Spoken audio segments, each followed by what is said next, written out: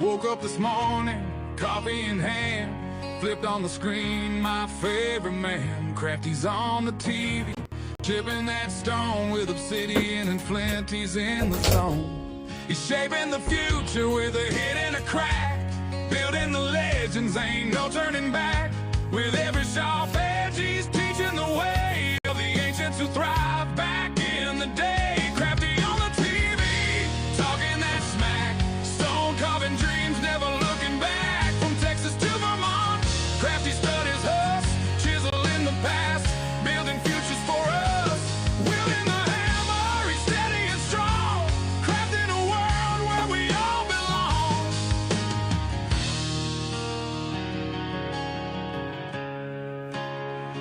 Underneath those layers of dust and grit, finds the magic every little bit.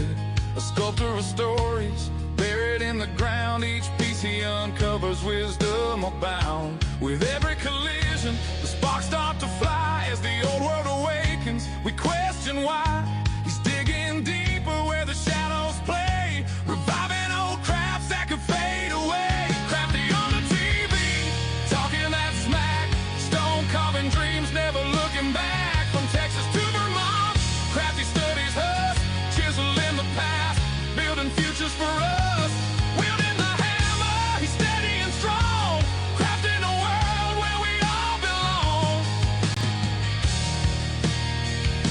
And in this life, we're all just searching for our place in the world, a way to keep working. With the flick of his wrist, he brings forth the light. In every gray morning, he makes it feel right. So gather around, let the stories unfold. Crafty's our guide through the young and the old.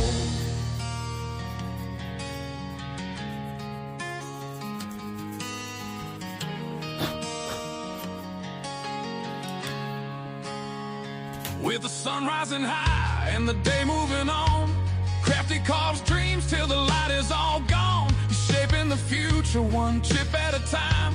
With every creation, he's keeping the rhyme. From the heartland of Texas to the mountains of green, the legacy lives on through the stonework unseen. With every perspective, he's showing the way. Crafty keeps going, come whatever may.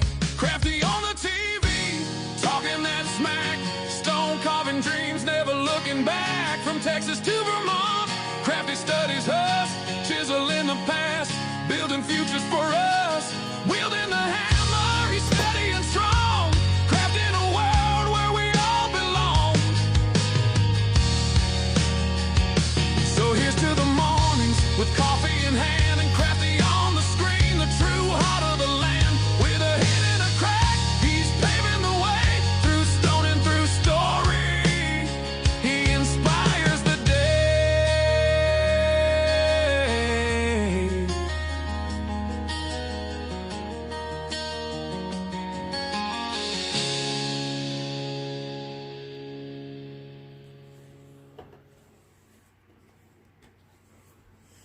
Hello, hello. Time for another Monday night.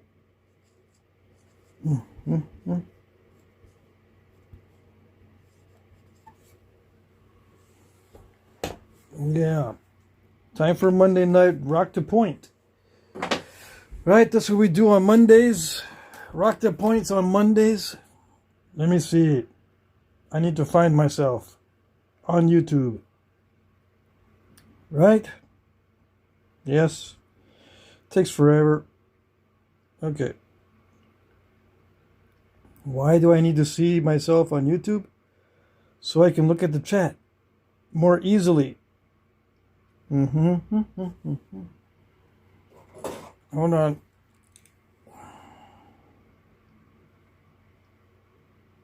Yeah, like that. So who do we have in the chat? Dang, we got everybody already. Stoneface, first one. Mr. Jim, hey. Lance McElwain, what's up? Dawkinstein. Dylan, what you working today? I got some ranch rocks I'm going to be doing rock to point. I might also try something else. We'll see. Timothy Lithic is here. Chris Cox is here. Graylin Landry. It was hot today. Yeah, luckily it cooled down here in Vermont. It was not hot today here in Vermont. Mike Mason says howdy. Lance says I'm in Hammerstone Paradise right now on the Little Pigeon River in Pigeon Forge. Cool. Mr. Jim says only 93 where I live. Yeah. Much cooler today than yesterday. Ross Wellman is here. Hey, how's it going? Jesse, Yaki Napper. What in the wide world of Flintknapping is going on there? Yep. I don't know yet. Tommy Taylor's here, right? Let's see. Nothing is obsidian, everything is sandstone. Oh, dang.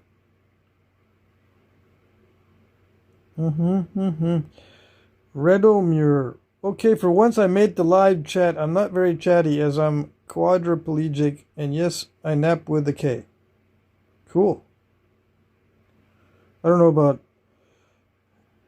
I'm not sure how you're napping, but yeah, cool.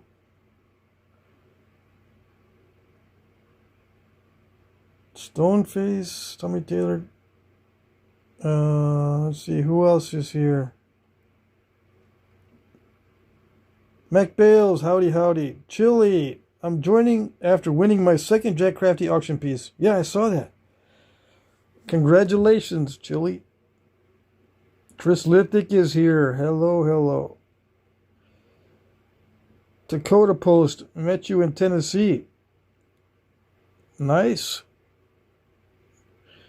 Glad to meet you. Chris Lithic says I made it on time today, doing some napping myself. You see. Marty Wybe's here. Hello. Who else? That's it. Yeah. 44 people watching. That's a good turnout. This early, like when the first 7 minutes. Yeah. So what are we doing?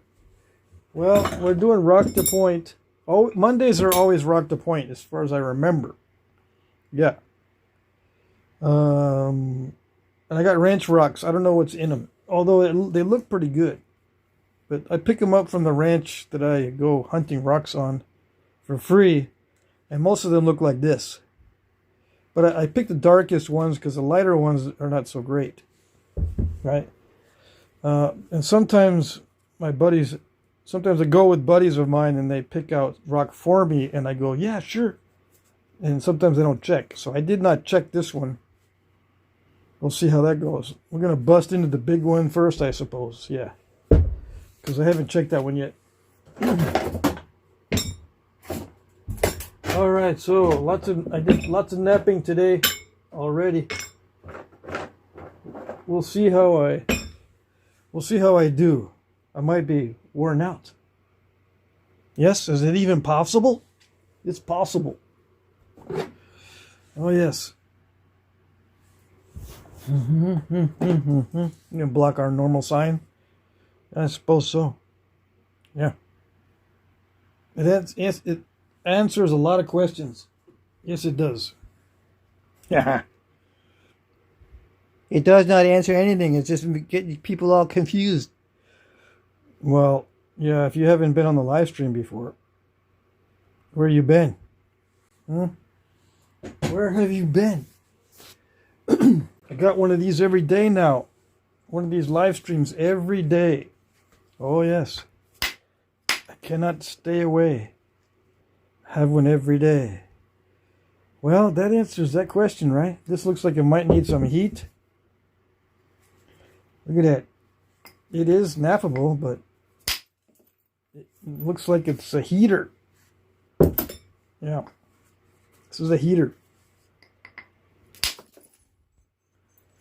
What's a heater? You can even hear the sound of it. It sounds like a heater too. I'm going to knock off little pieces, okay? So sorry if you don't like it. I like it. Jesse, $10 overshot lesson fund. Thank you, thank you. You wish. I mean, I'm doing lots of overshots here, I suppose. Yeah. All you gotta do is try to ruin what you're working on, and you usually get overshots. Just try to ruin it. Yeah. It's effective. I need a bigger bopper. A bigger bopper-upper. Yeah, that's good. This is going to need some heat. Dang it. I had high hopes for this one. Really? No. This is what you call buddy rock. Your buddies pick it up and say, "How's this look?" And I yell over there, "Yeah, it looks cool. Cool. Which rocks do you like?" "Yes." "Oh, okay." So here we go. I'm going to break this up so I can heat it. Whenever I get to my heat treating, which I don't know when that's going to be. I got my stuff set up. I just haven't done it. See, it doesn't have any ripples in it when you flake it, right? So that means it's really tough. Usually the nice high-grade stuff has ripples in it when you do this. And look at that. Look at that. I can just take off. Yeah, take off little pieces. Like cutting up some steaks. Yeah. This breaking up like a bunch of backstrap steaks. Whatever you call them. With the darker stuff might be good to nap. No, so sorry. Well, that was interesting. How interesting was it? It was so interesting I'm not going to nap it. No. That's it for that one. This needs heat. It needs a lot of heat. This stuff, you can tell already, is grainy.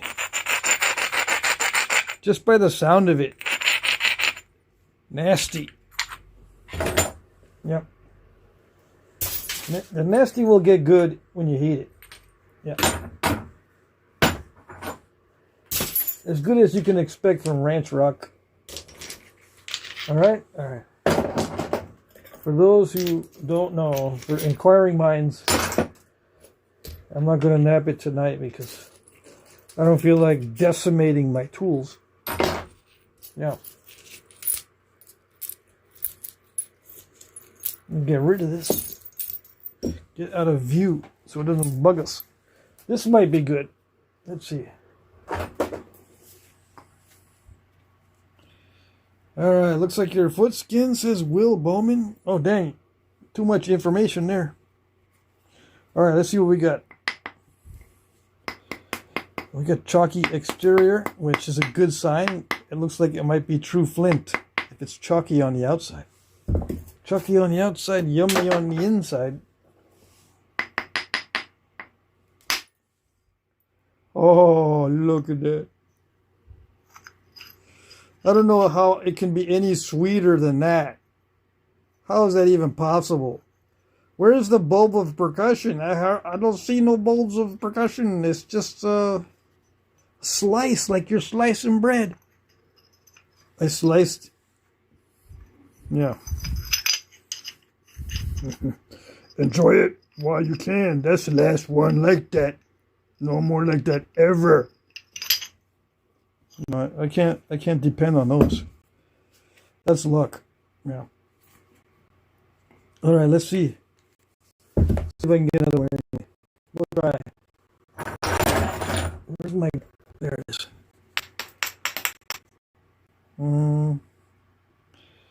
Okay, so are we having video difficulties? I didn't even check the volume. It's okay. Since no one's complaining, no news is good news. Volume must be working. Ooh, that's not too bad. It's got a defect in it, but I could probably make something. It's got some translucency. Oh, yes. This looks like high-grade raw. Yeah. And yes, of course, I picked this one out myself. Yep. I know what to look for. Besides, I test them anyway. Even though it looks good, I test it anyway. All right. Let's see if we can get some good ones. Well, that's not that good. It broke up in it. It's got some weirdness. Ooh, it's got crystal pocket.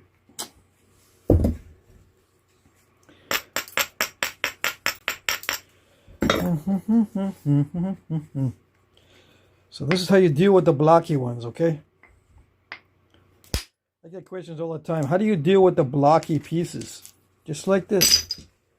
Just like this. Blocky pieces break like this. Blocky pieces break like this. Yeah. Yikes. It's got crackiola pudding.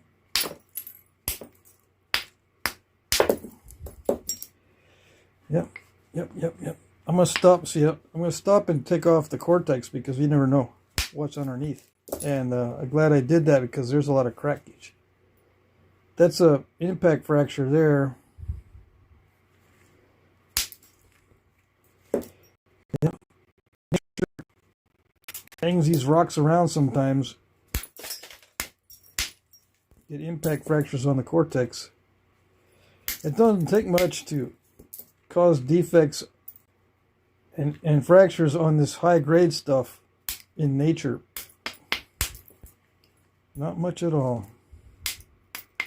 That's why they're in such small blocks to begin with. The best ones are usually small blocks because they break up easily because it's high grade stuff. High grade stuff breaks up easily into smaller chunks in nature. But people, they don't like picking up the small chunks because they think the big chunks will get them big blades. So they pick up the big stuff that's all nasty because nasty stuff doesn't break into smaller chunks because it's hard to break. So they think to themselves, if you're a new guy, oh yeah, I'm only going to take out the big chunks from the source because the big chunks yield big blades. Yeah.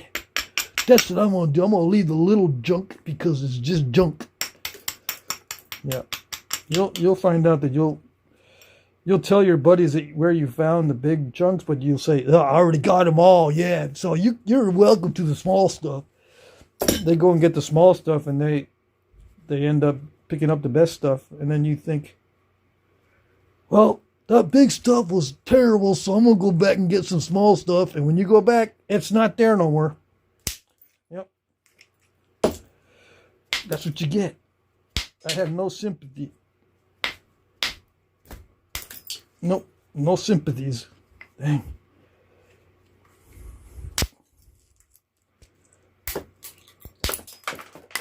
Come on. Oh man, this is cracked. Or is it? Or did I do that?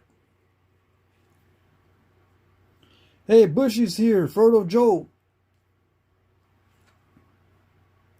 Jeremy's here. I'm going to try to get something out of this piece even though I cracked it. Or I don't know. It's got cracks all over it, so maybe I didn't crack it like that.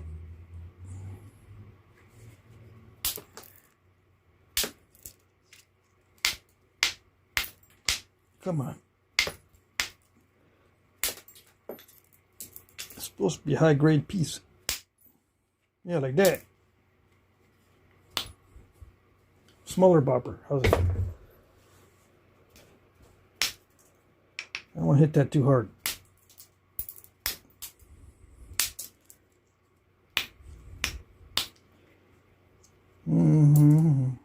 Yeah, it's going to be a small piece, but it's high grade stuff.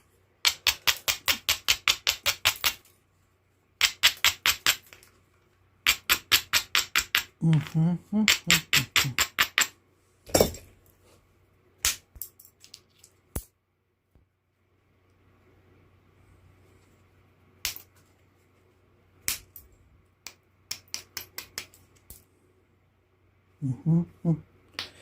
trying to decide where to hit it to not ruin it. Yeah. See, you could tell us how to not ruin it because you're trying to not ruin it. Yeah. Trying to. I don't know if it's being effective. There's always try. There is no do. Trying to get this not to break.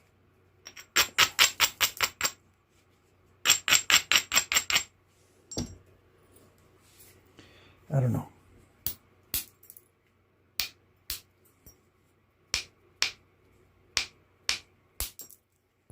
Dang. I'm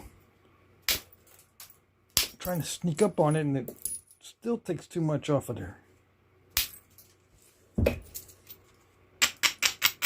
See, it's got cracks in it. So I might not be able to do anything. See, it's got a crack right there. Crack right there.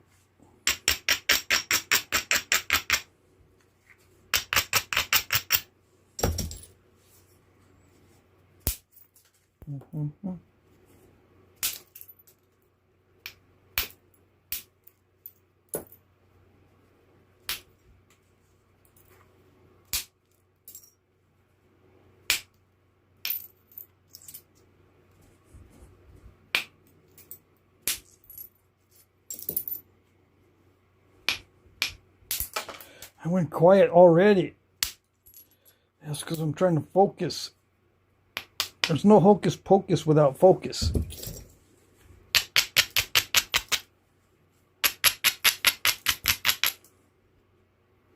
It's nasty. Small. But I can make a good Edwards point. Yeah. I can make a small point. Why not?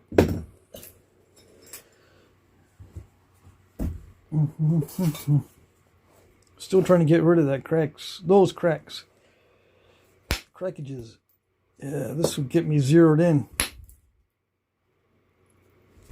Get me dialed in and see if I can get rid of those cracks easily. Yes? No? I'm making the middle way too thin. Yeah. I just need to see where those cracks go. Where those cracks go, nobody knows.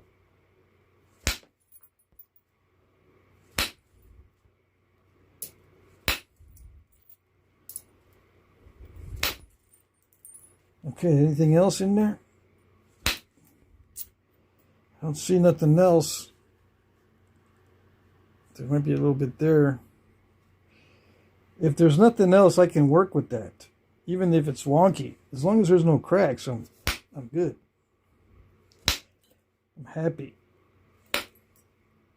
But if there's still cracks in there, I can't do nothing. I can't do nothing with defective material.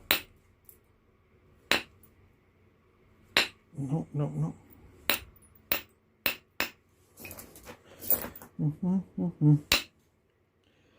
Let's see, let's see. I gotta take the curves out. Hold on. It's got multiple curves, multiple curvations.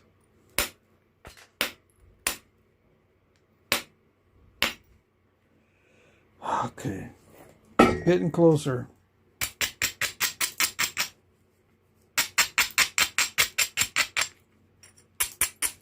Most of that little dart points are this size anyway. You know, less width than your hand. Okay, if you look at the artifacts. Which, you know, it's a bummer looking at artifacts because it, you know, puts a damper on your day when you're thinking about large blades. You dream about large blades, you talk about large blades, you go looking for large blades. Everything's large blades.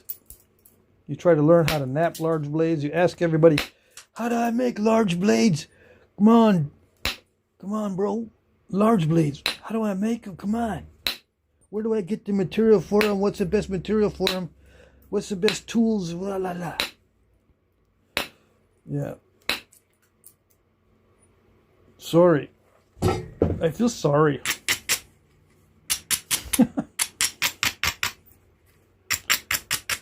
Yeah. Used to be a saying, I pity the fool that goes after large blades. Yeah.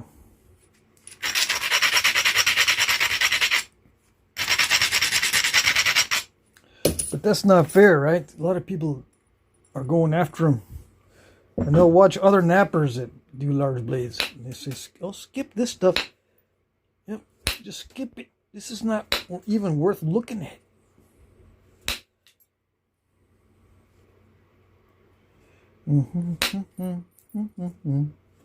This stuff is, yeah, once I get past all the cracks and stuff, this is high grade raw stuff. I like it. Oh yes. It can be cooperative. I just got to get past the nasty stuff.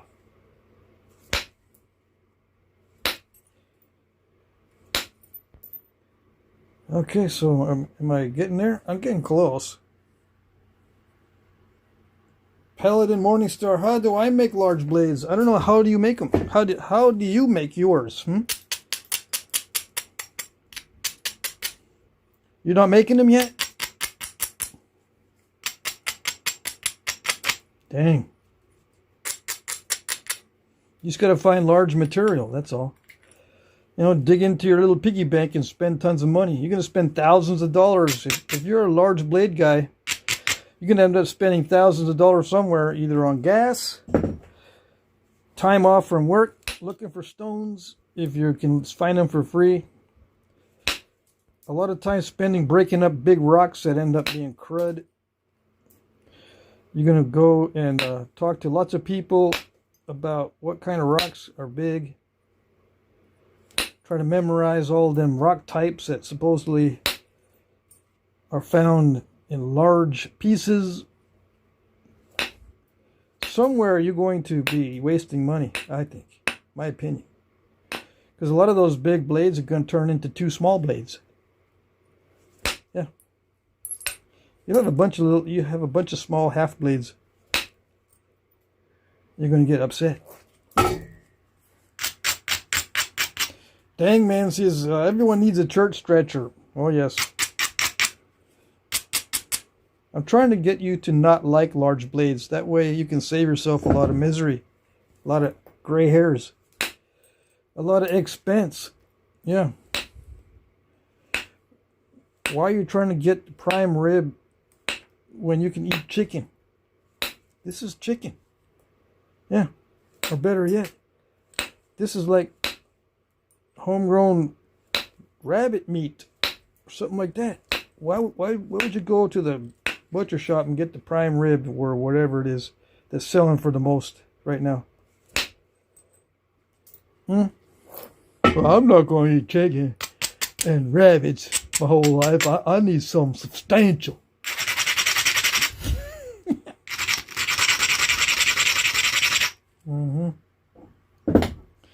Paladin Morningstar says, I want large obsidian blades. Well, go to Glass Buttes. Yeah. Spend a couple $1,000. Get yourself up there. All the travel expenses and the lodging and gas, you know, meals on the road. Go up there and get yourself 250 pounds of big, huge, gigantic chunks.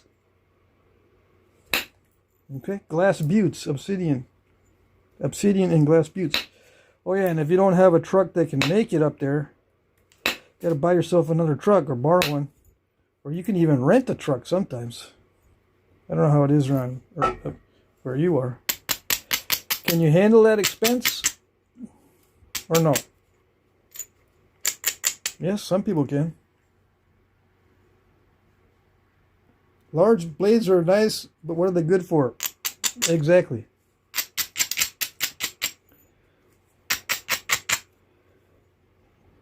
They're good for looking at. Yeah. Look at my large blade. Look at it. No, you didn't look at it long enough. Come on. Look at it real good. Get yourself a good eyeful of that. It's good for getting a good eyeful. Yeah.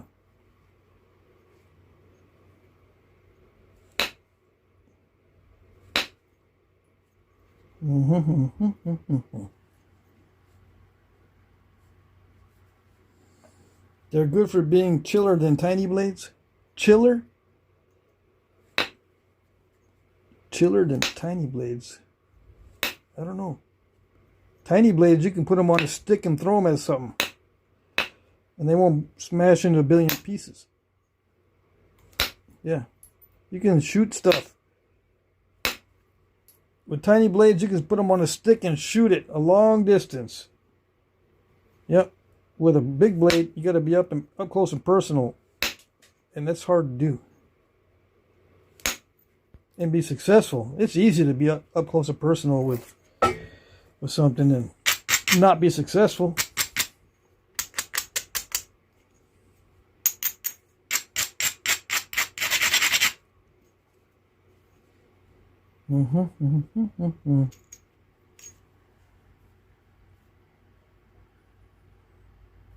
Alan Cole says good for dance blades. Good for dancing. You know what? I've seen more bows and arrows being used in dances than I do blades. I've seen, they carry arrows around and dance with the arrows, and they got little tiny points. I've seen that more often than I see the people dancing with blades. But yeah, you're right. You can dance with the big blades.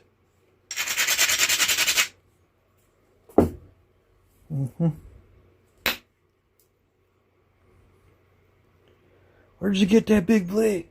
Well, I didn't get it. I can't afford it. I'm borrowing it. The guy that made it spent $5,000 last year looking for big stuff. What? Nothing.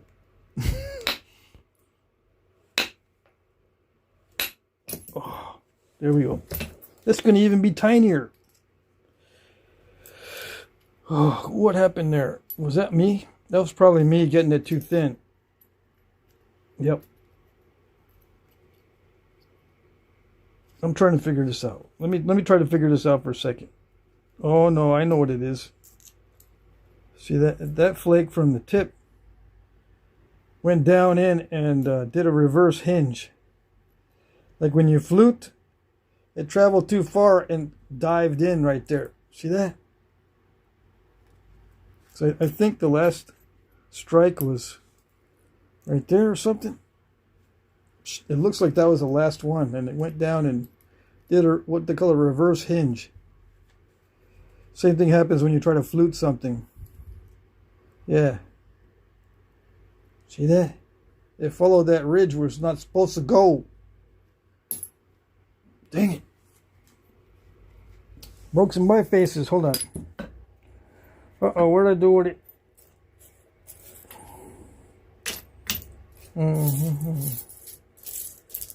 Where'd it go? I'm going to put it in the broke some by faces box. Dang.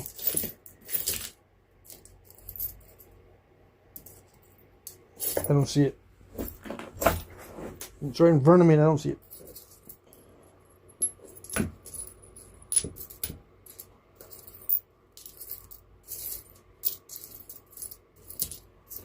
Watch it bounce around here somewhere. Come on.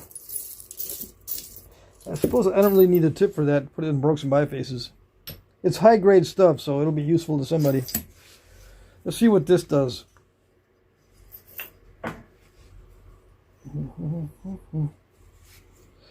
Let's try not to make the same mistake with this one.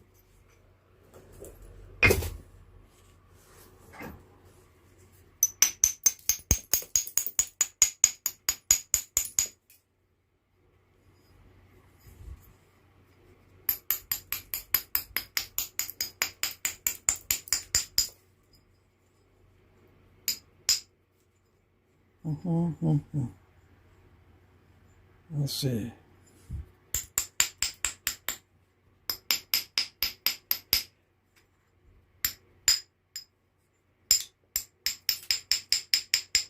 It's snapping half-ish, right? So any excuse that this stuff has for snapping in half, it'll do it.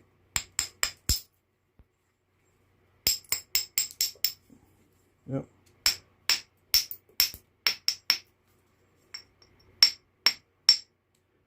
So gentle, gentle, and slowly, slowly. Little bopper. Little flakes, less mistakes. That's the rule. Little flakes, less mistakes. This is almost like knapping a slab. Yeah.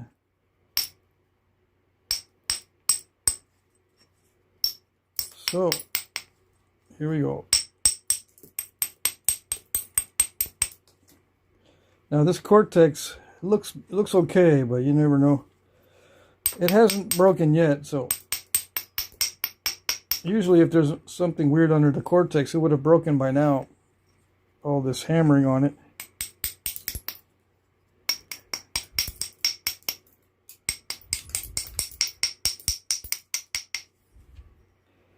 Yeah. So I'm just going to make it narrow. That way it'll be easier to skin that Cortex off.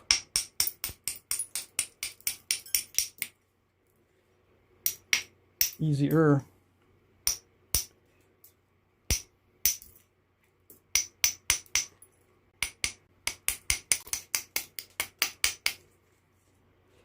Okay.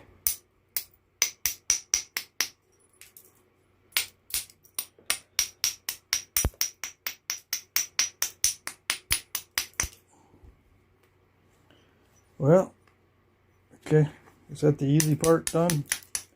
Easy part's done already.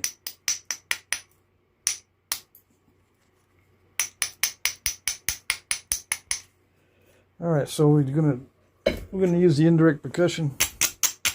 Try not to make the same mistake as before. These flakes, they look like they'll run wild. They'll run too good. Okay. I'm going to start with a fresh tool tip. I'm not going to clean up. Let's see. Well, I am going to clean up. Yes, I know. Pause for station identification. Where's my bin for the brokes and bypasses? I'm just going to dump that on the floor then. I don't see no bin.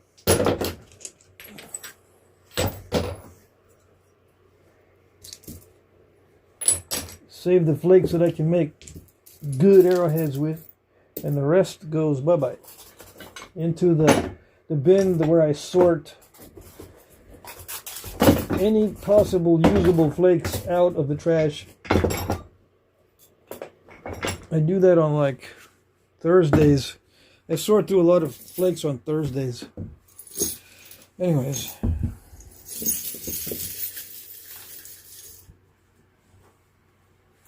There we go.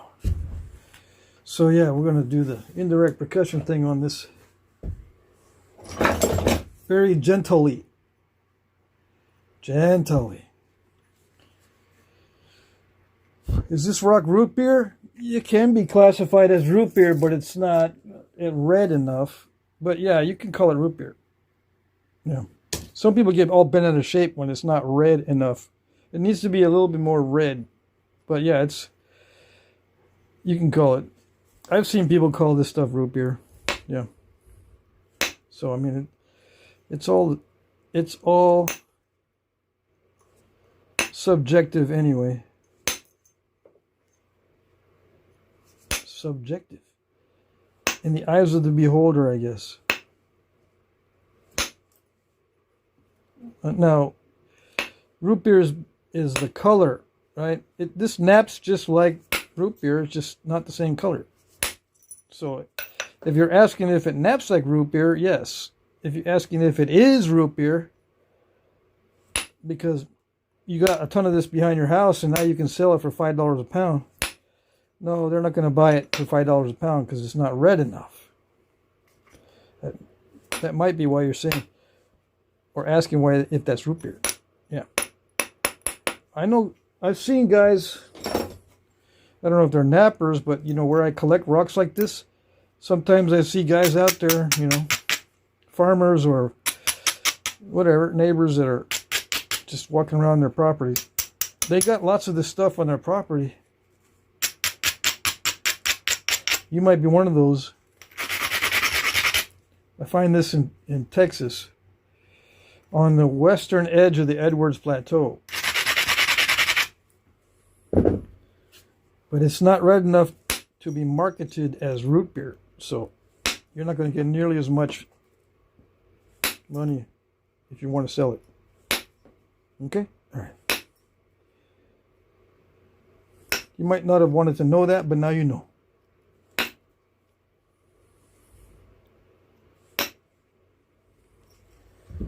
But if you say, I'm going to call it root beer anyway, I can call it anything I want, people are not going to like you if you start selling it that way. That's the fastest way to not make friends. How do I know? I don't know. I'm really good at not making friends. Yeah.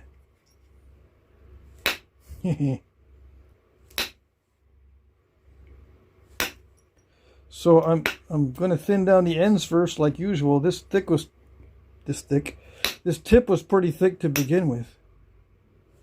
So I have to make it smaller, thinner. I'm trying to explain and think at the same time. It doesn't work. Yeah, I do have to think about this because I've got cortex. I can't be taking too much off this side because there's still some cortex on that side. And then I back off a little bit and then I get crushing. If you back off a little bit, many times the stone says, he's acting wimpy. Let's mess up. And that's what it does. It messes up when you get wimpy. Yeah. Okay.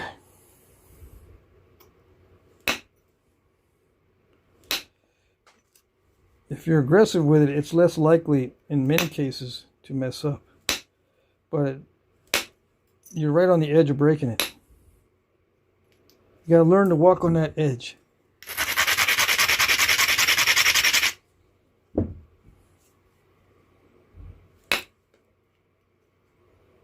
Without falling over the cliff.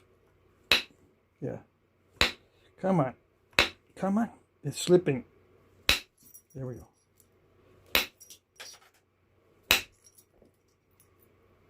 See, I don't want to put it too high up on the edge. I don't want to put it too high up on the edge because it'll pull it and break it. And this is much more easily done with copper than it is with natural tools. Something thin like this. If you want to try to do this with natural tools, it's very difficult to not break it.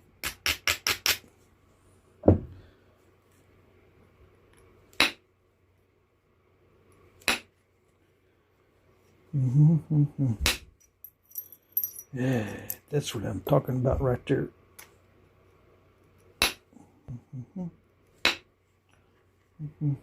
Yes. Come on. Yep, okay.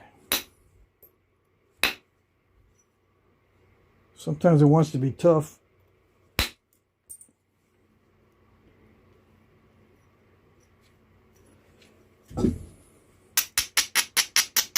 Don't worry, I'll get to that cortex. Should I have done that first? Probably.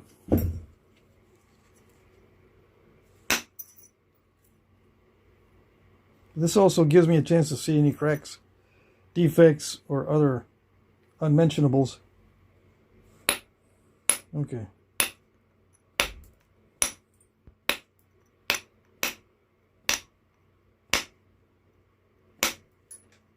Well, there's an inclusion I didn't see. It's a sparkly one. So you might have some more inclusions like that inside there. Can't really tell because the cortex is covering. I can't see through it yet.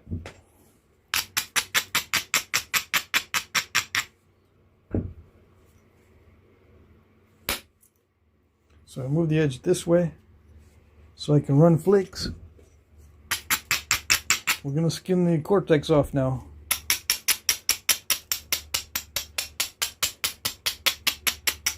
Move the edge that way by brushing with the abrader or a hammerstone or whatever. Brushing takes off a little bit of the edge, not a lot. Let's see. Why not take off a lot of edge? Well, sometimes you want to try to preserve the width, just in case. Just in case the first pass shows you that the stone is cruddy.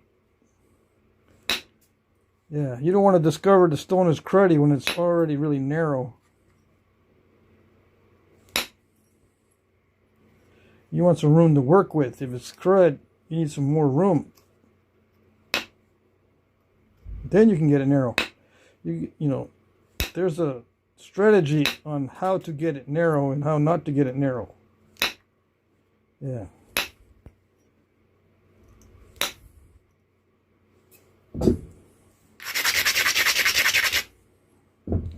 So it looks like it'll be all right. I just got to be patient with it. Yes, yeah. That one scooped out too much. See, it's starting to nap too well when it's high grade. Not used to this. Now I gotta thin down the tip more. Thin down this tip.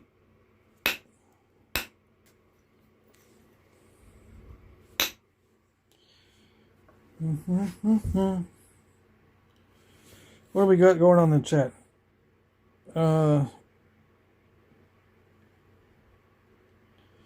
Ewa says, I'm trying to use antler tines for pressure flaking, but I'm damaging my hands. Yeah, use thicker things.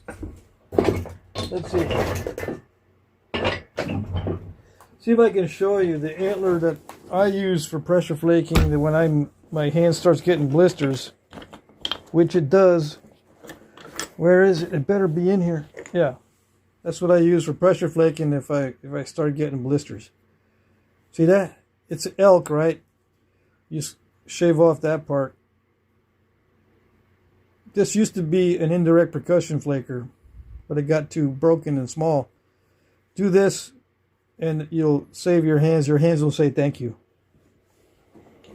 Okay? The one that I normally use, that's my other pressure. This is the one I normally use. I switched from elk to axis deer. Axis deer.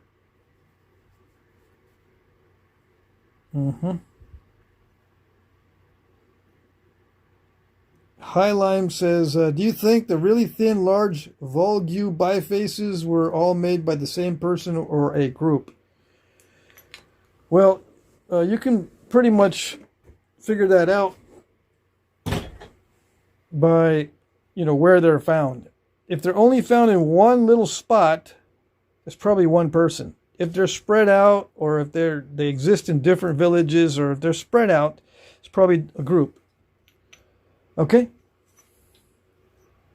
That's how I would do it. I don't know what the Volgu bifaces are, or whatever it's called. But if they're only found in one spot, it's probably one person.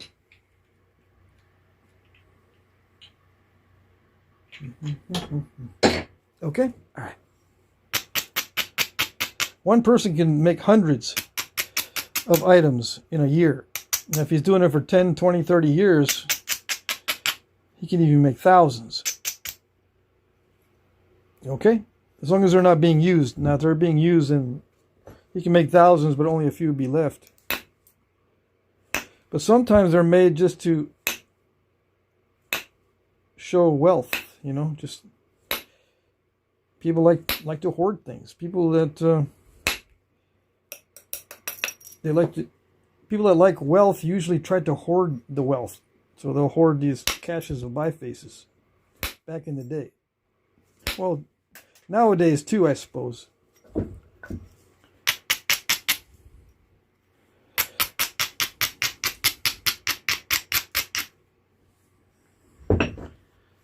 Let's see. I need to look up the Volgu bifaces. I never heard of that. Where have I been? I don't know.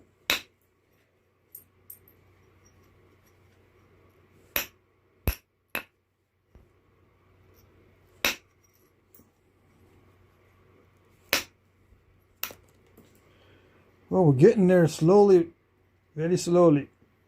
Slowly but slowly. You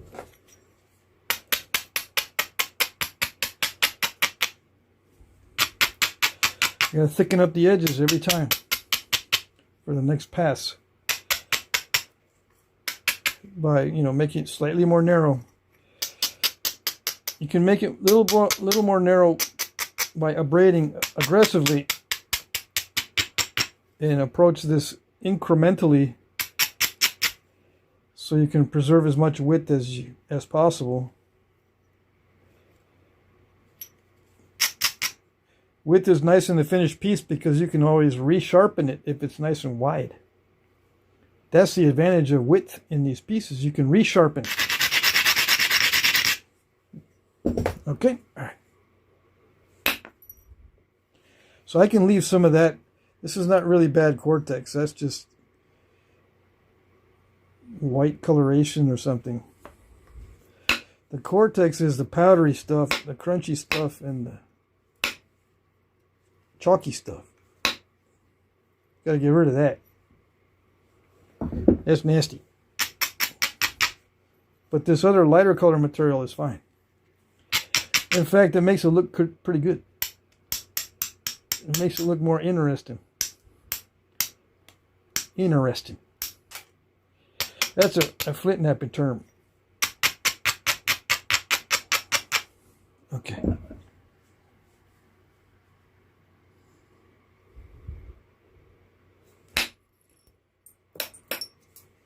Whoo, that was sweet. Or a stale cracker would say, whoo, that's money, dude. That's money, dude. Nope, that was not money.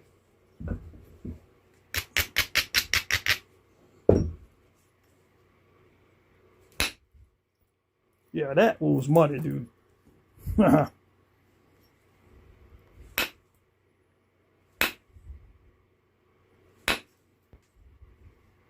All right, we got it. Yes, we got it. Look at that. It's kind of translucent. Where's my flashlight? Ooh, we got some money there. Look at that money.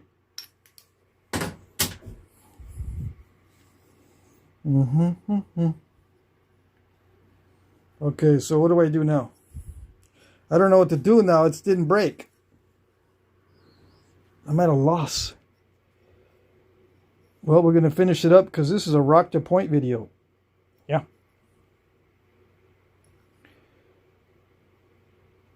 Yep. 6 to 7 millimeters thick. Something like that.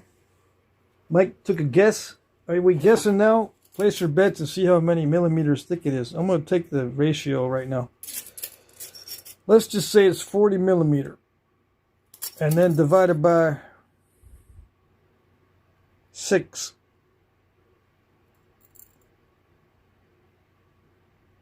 Six millimeter.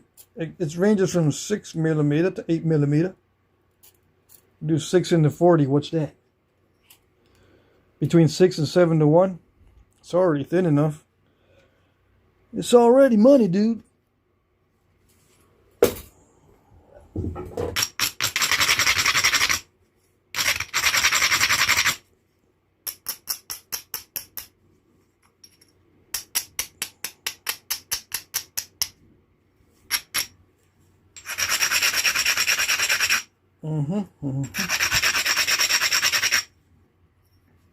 Yeah, we're already thick enough. We're already thin enough. We just need to pressure flake the edges and maybe get some of this, you know, ugly surfaces out of there. It's ugly. Yep. Okay.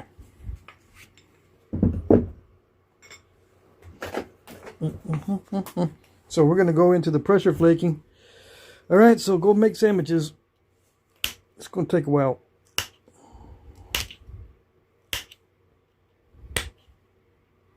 Now I got to make the edge look pretty.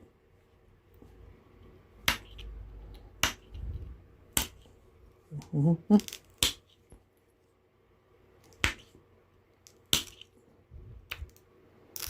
this tough. It's tough rock. Yes, it is. Tough but good.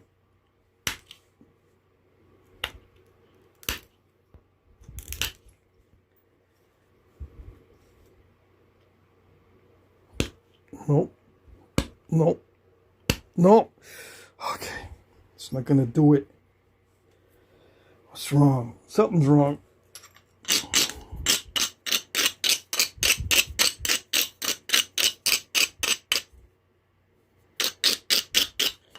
I'm going to have to sharpen that flaker every 5 seconds.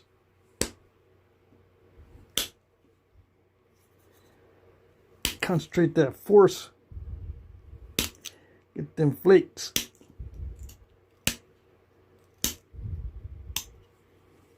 Yeah, like that. Can you see? Instead of passive flakes, make the edge look kind of pretty. Yeah. I gotta do that many times. Plenty of time to go make a sandwich.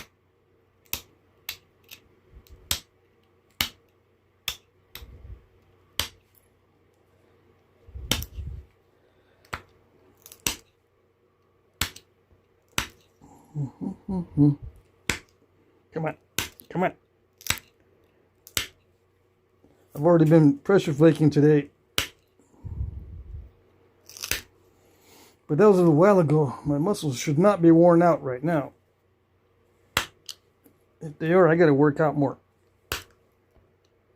Yeah.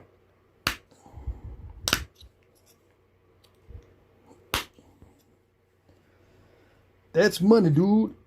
Alan Cole. Yep.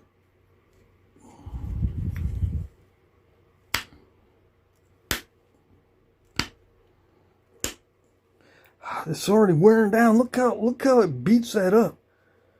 That stone is chewing on the copper.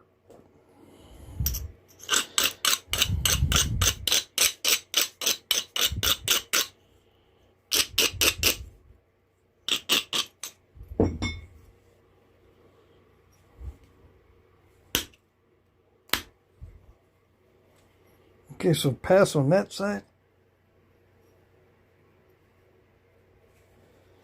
And make it pretty. Symmetrical. Symmetritize it. I gotta symmetritize this.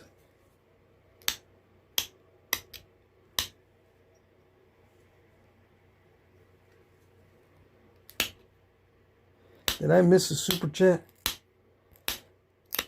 I'll check the chat here. Yeah. Let me grind this and I'll check the chat. What did I miss? I have a feeling I missed something in the chat. You guys were talking about something.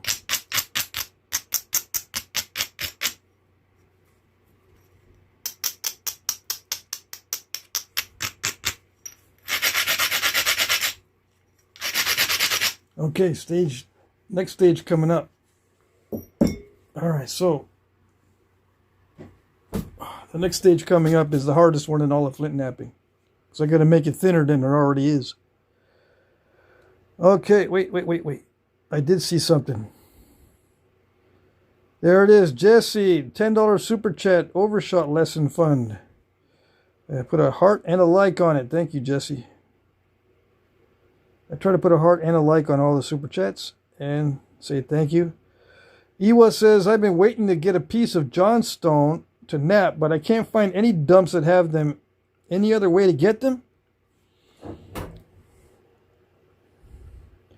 Let me see. Let me think about that. I've never looked for them myself. Now, you can buy them used on Craigslist for repairs. or, you know, Facebook Marketplace.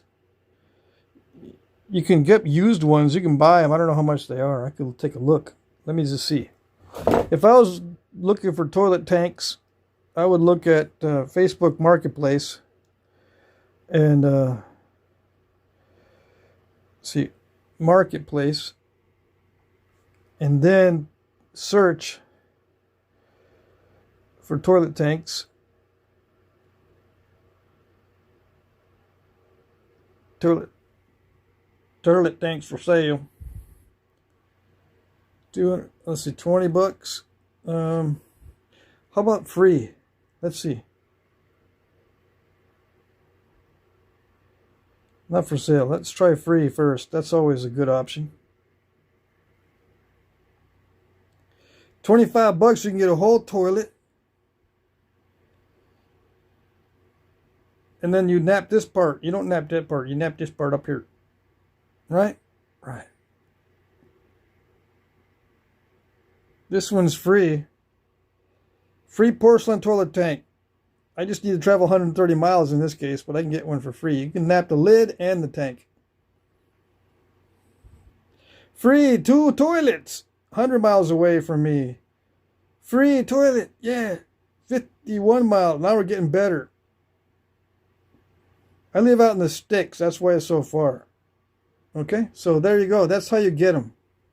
That's how I would get them, because we don't have dumps like that around here. Okay? All right. Let me see. Where am I? Hope that helps. Mr. Jim, you've already paid for your item. Attorney Bailey paid for his item. Dang, he got 3 items and got the total correct. Yes, yes. I don't want to reveal the names. I mean the addresses. So yeah. Attorney Bailey paid. He got 3 items and he added them up properly. Yeah. Not even I know how to do that sometimes. I've messed up the totals sometimes. So thank you, if you're in the chat, thank you for prompt payments. I try to send everything out tomorrow on Tuesdays. Sometimes it rolls over into Wednesday, depending on what I have to ship. But these items are smaller items. Basically, in this auction, they should all go out tomorrow. When I have large items, sometimes it takes me a while to pack those up so they don't break. What else we got in the chat? Any more questions? I want some more questions. What's up with alien worm rocks? Eric James wants to know what alien worm rocks are. I'm glad I did not sell those. Yeah. Here we go. This rock here is alien worm rock. If you find something like that, beware. They're in there. And what are they? That's what they are. That little pieces of stone. Petrified alien worms in the alien worm rocks. Bro, you need to stop doing that and tell people it's true so they'll believe it. Yeah, I know. I should stop, acting like it's real. But that's what I'm talking about. Yeah, I'm not going to sell these, okay? Because it's too interesting. Yeah. There's some other stuff in there, too. There's like woolly mammoth hairs and stuff. Yeah. Or dinosaur hairs, I should say. See that? There's some dinosaur hairs in there. And that's the way we found it. I napped this on video, I think, and I exposed it. And that alien worm error came out, too. Yeah. Full of them alien worm viruses. Bro, I told you, bro, you're going to make people think it's real. Okay, fine. Yeah, I'm telling you it's not real. I know, I spoil a surprise all the time, don't I? Spoiler alert. Yeah, I can't help myself. Yeah, hairy alien worms are not native to these parts. Not these parts either. Hey, Feathered Frontiersman has never seen them before. Well, now you know. Eric James says, not for sale. What a joke. What a joke. Do you mean that it's effective for me to keep them as a joke? Or if I'm not selling them, that's a joke? Because if I sell them, I don't get to show them on video. Let's see. Feather Frontiersman. I just showed you where to get toilets for free. You just look on Facebook Marketplace. Borrow someone else's phone if you don't have Facebook on your phone. Or if you don't want to install it on your phone. It'll tell you how far away it is too. For me, it's about an hour's drive and I can get free toilet tanks. You know, whole ones. No, there's no dumps around me that have that stuff. Let's see. What other questions? Fancy patch on the glove. Yeah, I tried to tone down or subdue the red on the glove with some black marker, but I don't know. I don't think it worked that great. Also talk to anyone in plumbing repair. Yeah, but they don't save the tanks. I don't think they do unless they have a warehouse with, I don't know. It's just, you know, cheaper if the client's willing to pay for a new tank, just to buy a new tank. Brand new. Shiny white and sparkly. I've done plumbing work before, and you know, clients don't want to, you know, you to install something used because it looks nasty. Even if you clean it up really good, it still has a little bit of nastiness to it. It's true. Okay. Let me see. What do we got? Joshua asked me, how long did it take you before you were able to make your first decent point? 3 years. And when decent is a subjective term. What I think is decent is something that matched an artifact that I liked. That was decent. Now, I made stuff in the first year that I could put on an arrow and it'd kill something, but they look like crud. Decent points, 3 years. It took me 3 years. And I was held back by 2 years, believe it or not, because of internet culture. I was listening to other nappers. When I started doing it the way I felt comfortable, I could make something that was decent in 1 year. But, you know, I have to include those 2 years where I was stumbling and in total misery because I listened to internet culture. That's why I tell you guys not to listen to internet culture, okay? Do what is comfortable for you. Mike Mason says, they don't throw them in the dumpster, Pat. I don't know. I don't know where you're from, but you could go dumpster diving for toilet tanks where I have my house in Texas. So they do dump them in dumpsters. I just don't like going dumpster diving. Let's see. Chris Lithic says, I've been roasting my rock for about 5 hours now. Should I keep them going? No, take them out. I don't roast my rocks for more than 4 hours. Both because it's not necessary. Scientifically, they've proven that it only takes 1 hour to achieve thermal alteration. Okay, now it depends on the thickness. If it's really thick, maybe more than 4 hours. But 4 hours is plenty when you consider that scientifically they've proven that 1 hour is sufficient. All right, 1 hour is sufficient for thermal alteration. So I would take them out. Now, sometimes guys have reported, these are professionals, they've reported that what they do is something called soaking. They'll soak or they'll leave it in the heat for 12, sometimes 48 hours, sometimes longer than that. They'll soak it for long periods of time in the heat. And it seems to produce better results. I've never encountered that. The longer I soak my stone, the more cracks that I see in my batches. That's what I see. So I don't soak mine, or I don't heat mine for more than 4 hours usually. Unless I forget, then oops.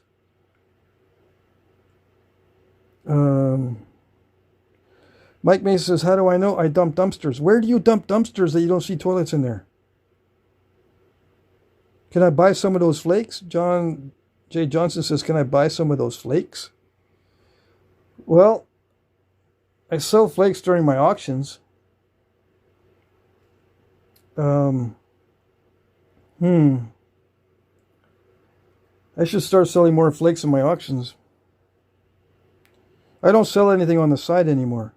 If I start selling stuff on the side, I get overwhelmed and I can't do anything else. And it doesn't make me that much money. Selling stuff on the side requires, I actually lose money by selling stuff on the side. Yeah. It takes me a long time to get that stuff organized if I have to cater to a client. Let's see.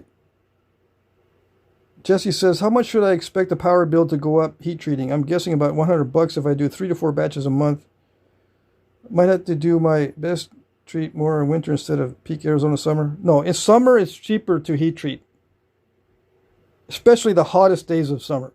My electricity bill, I would say maybe 10 years ago, increased by about $50 in Texas. About $50 a month heat treating 3 days a week.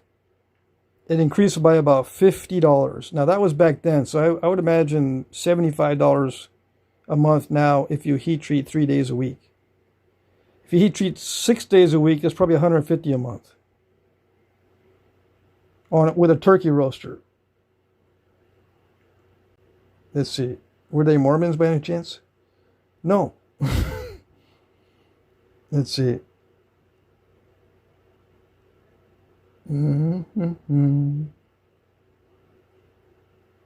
Let's see. Jesse says, this is the only angle on YouTube you can clearly see the wavy edge being removed and straightened. First person point of view. Cool. I'm glad. Let's see. John J. Johnson says, I've been paying $55 for a small rate box. Oh, dang. That's a lot. But you got to tell me what you've been paying for, though. Are you paying for high-grade Hornstone flakes, high-grade Georgetown flakes? What have you been paying for that's $55? Because that seems kind of steep unless you've been buying, high-grade stuff.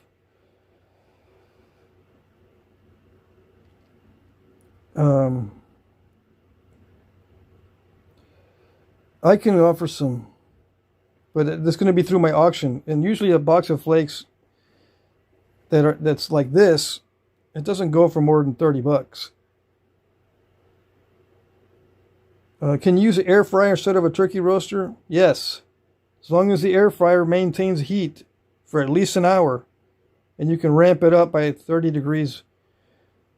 No, by 50 degrees every 30 minutes. If you can ramp it up and keep it steady and then leave it in there for 4 hours at one temperature, yeah, air fryer will work. Just make sure you cool it down slowly. Don't take it right out. Just, don't pretend. It's not food, so don't take it out immediately. Let it cool down for at least 6 to 12 hours. That didn't make sense. 6 hours, I think, is the least amount of time. If you got thin flakes, they'll cool down faster. But 12 hours for thick stuff. Your laughter says, got to be slow heat to high temps or they might explode. Yeah. But yeah, air fryers, anything that provides heat, air fryer will work. How's the Flint Ridge, though? I don't know. Let's see.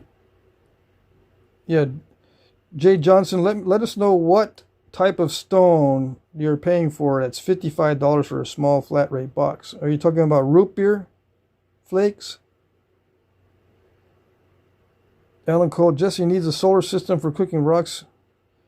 Yeah, it's cheaper to cook rocks in summer. In winter, that's the most expensive time to cook rocks, obviously, because you got to heat it from a lower ambient temperature. If your rocks already start at 100 degrees, to get them up to 350 isn't as much as if it starts at like 30 degrees in winter.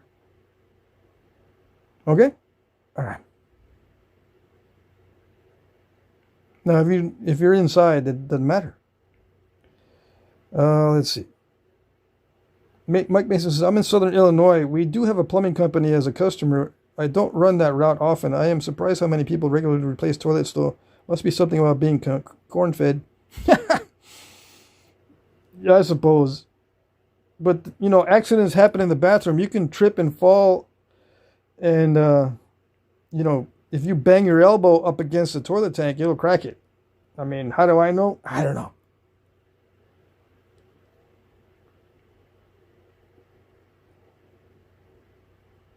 Let's see, anything else? Yeah, if you buy flakes from my auctions, they're not as cheap. They're not as expensive as $55 a box unless it's high grade, extremely high grade material. So I'll try to offer more flakes in my auctions. How's that? I gotta write that down. If I don't write it down, I won't put it in the auction. Let's see.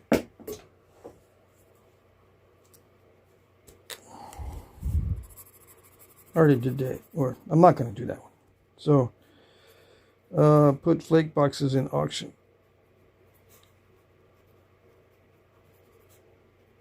I just sold, not long ago, a box of high-grade Georgetown Blue flakes. I think they went for 50. And that's like the most expensive I've seen in a while for one of my flake boxes. I'm going to say high-grade raw. I'm not going to put heat treats unless they're gifts. I'm going to put some high-grade raw flakes boxes in my auction every Monday. So this coming Monday, you missed this. You missed today's auction, but there wasn't any flakes in today's auction. Okay. And the flakes are usually. The flakes I sell are usually in this range. They're not that curved, but they're about this size. The flakes I sell are normally about this size. 3 to 4 inches long max. I think this is 3. Yeah, this is about 3. This is about the size of flakes that I put in my boxes. 3 inches. Sometimes I'll have a 4-incher, but not usually. Okay. I don't collect really big rocks, so I don't have really big flakes.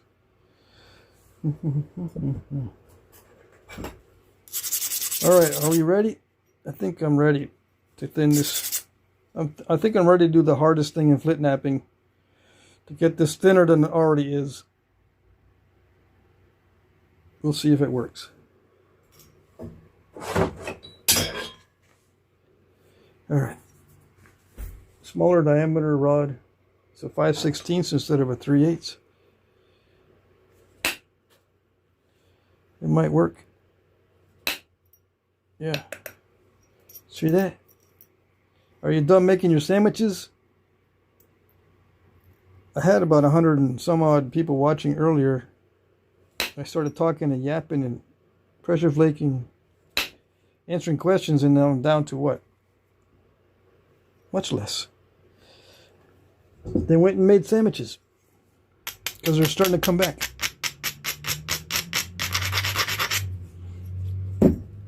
Okay, let's see if I can get through this step fracture right there. We'll do a frontal attack. Let's see. No. The thing about raw stone is it dents the copper. It starts chewing on the copper. So hold on, I have to make the edge more conducive to what I want to do.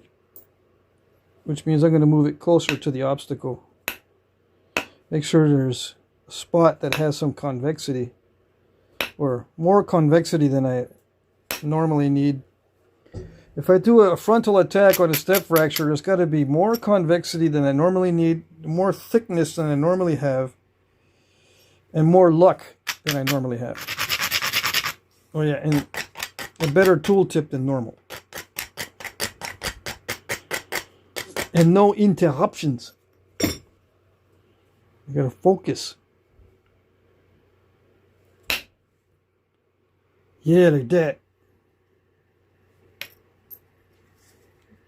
So I got that lower half of the step fracture.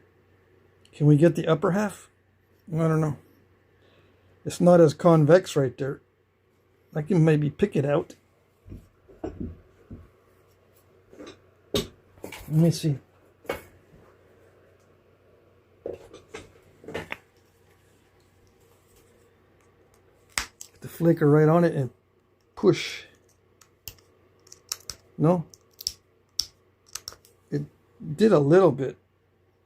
I was able to push on the front of that and take a little bit off. You can see how it dished it out right there. Now that it's weaker, I might be able to send a flake in frontal attack, probably from, well, either side, this side or that side. I don't go straight in. I'll come in from the sides. Okay? Why not straight in? Because I learned my lesson. Yeah. It doesn't, the odds are not in your favor if you do a direct attack. But if you try to sneak in from the flank, yeah. Hold on, I'm going to make the edge better. I'm moving that part of the edge more that way.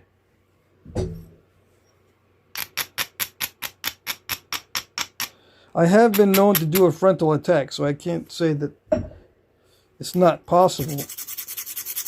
But I just want to make sure that whole edge right there is conducive to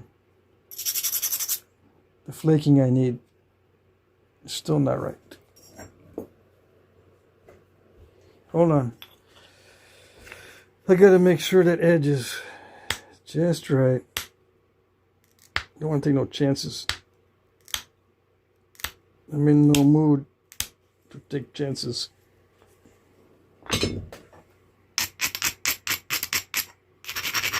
So yeah, I gotta regrind it.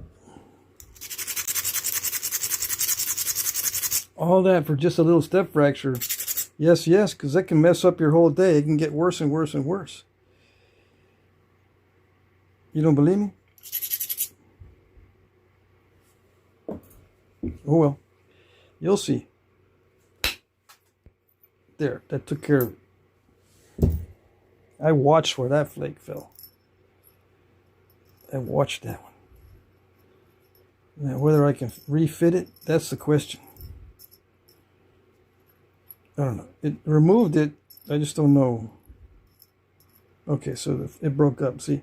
But it did remove it. I did a slight flank attack. It was almost a frontal attack. It was just slightly from the flank, in the area that was most convex. Okay. So what else do I need to do? This whole side is nasty. This one's not too bad. So I'll just be going back and forth doing flakes that I call cosmetic flakes, just to make it look nice. Okay. All right.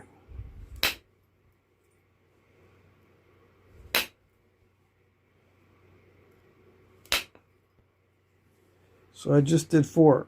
1, 2, 3, 4. And the terminations were not too bad.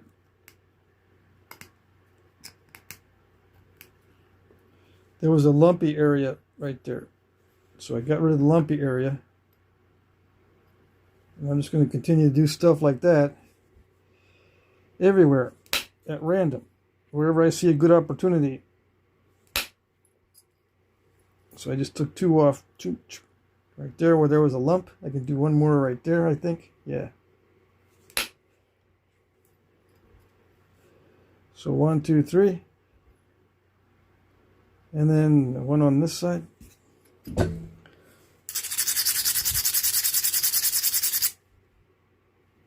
Every now and then I can see an opportunity. Oh, that almost went clear across. See how that, it just flakes too good. It's not supposed to go nearly that far. That almost overshot. Okay? You gotta watch it. That if it goes too far, it can ruin your day. And yes, flakes can be too long.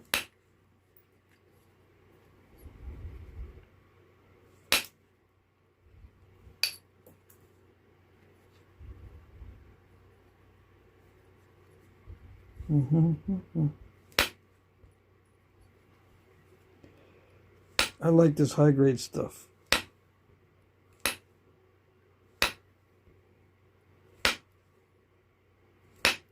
Come on.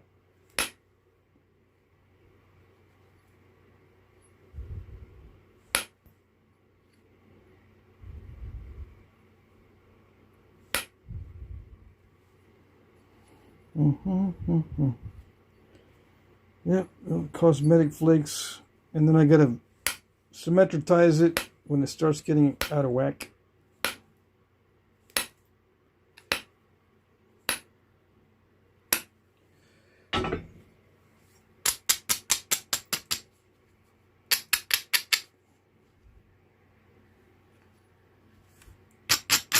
Yeah, I'm just gonna do that for the next several minutes, opportunistically, until it looks like I'm done. But this is the hardest part of Flintknapping. Okay, all right.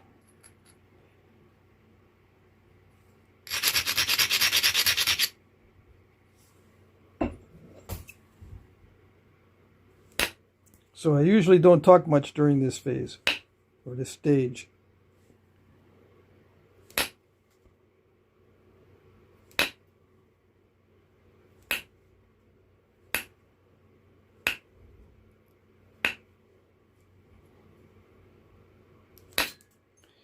Because it's serious.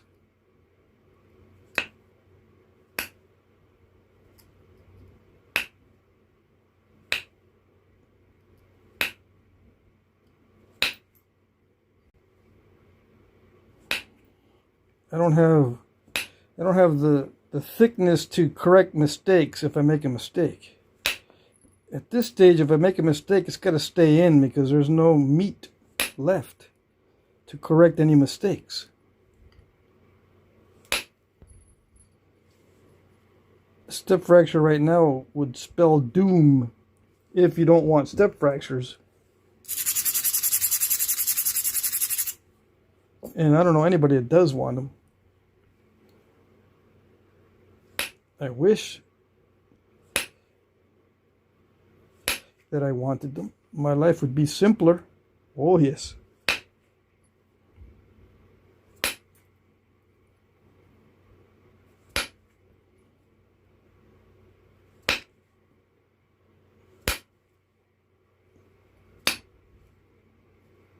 Sometimes people will put an intentional step fracture on a Clovis and say it's technology. Yeah, just like putting a feather in your cap and calling it macaroni. Yep.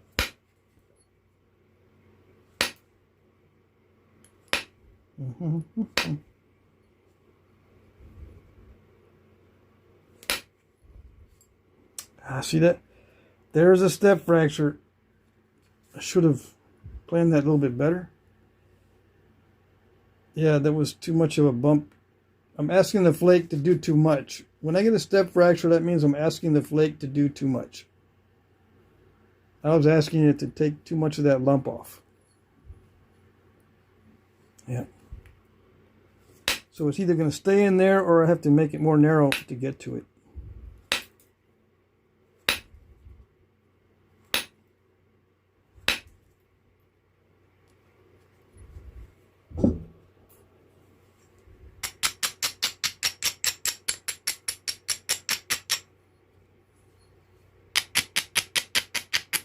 I can also try to pick it out.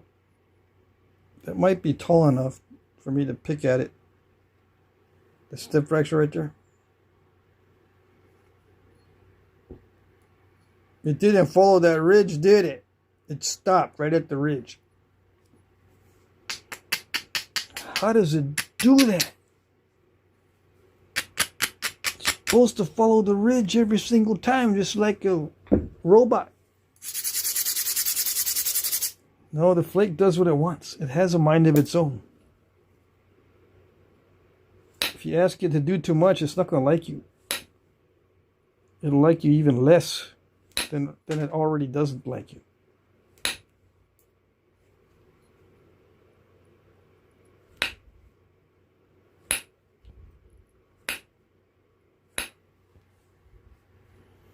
Can I make a wood arrowhead?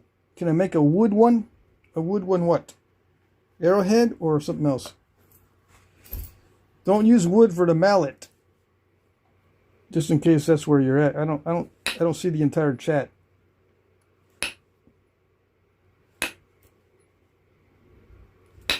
But to answer your question, if you want to make a wooden arrowhead, the answer is yes. I can make a wooden arrowhead.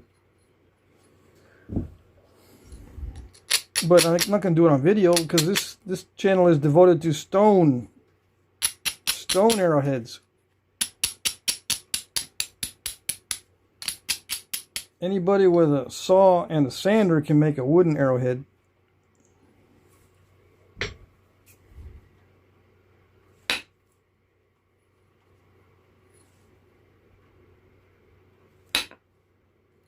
Yeah, like that.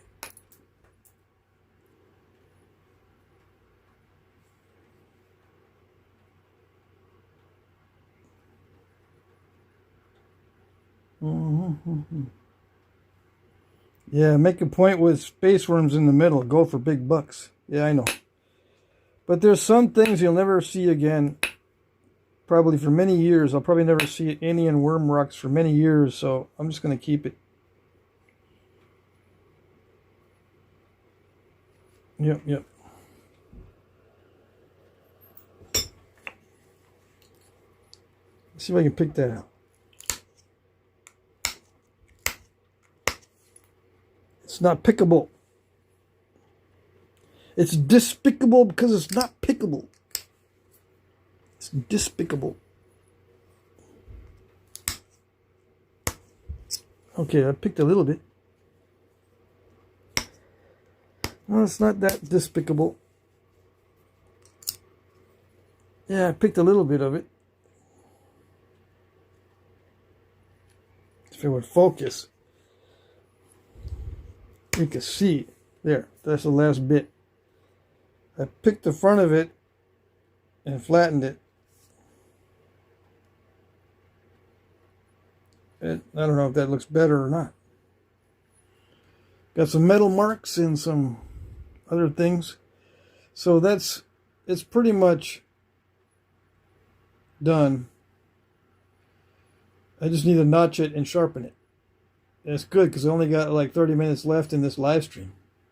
It's supposed to be a 2-hour live stream and that's it. I can't even stand 2 hours of myself. No. Can't even stand two hours of myself napping and yapping.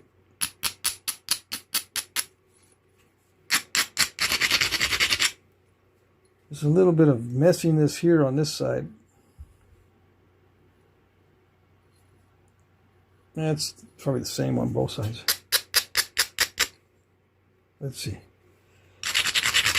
I usually fail to thin down the base or the stem. Hold on. Enough, so let me try a little bit more.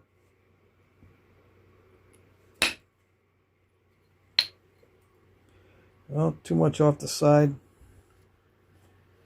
That's what I get for doing too much.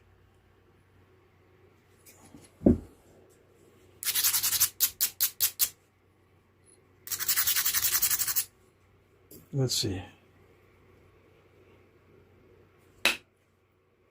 Yeah, like that. That's a good one.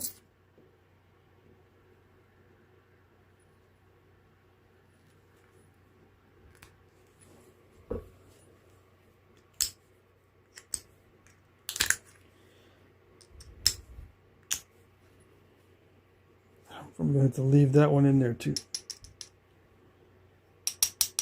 I ordered one of those little finger pointer things. Yes, I did. Can't wait till I get it. I'll be finger pointing on these things all day long. Look at that. There it goes. See this nasty? Nasty right there. Elefino, that's a beer in Utah? No wonder someone asked me if that was a Utah knife or a Mormon or something. Elefino is a beer. Dang it.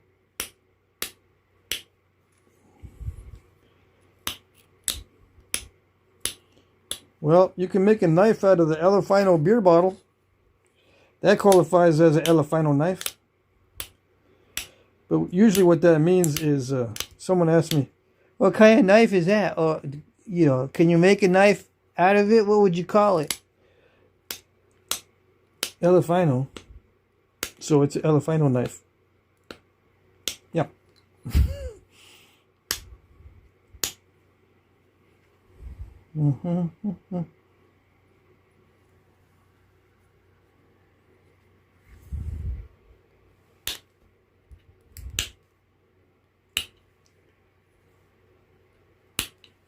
Yeah. You learn something new every day. I didn't know there was an Elefino beer. Dang. What else can I put up on the sign to see if anyone comes up with something?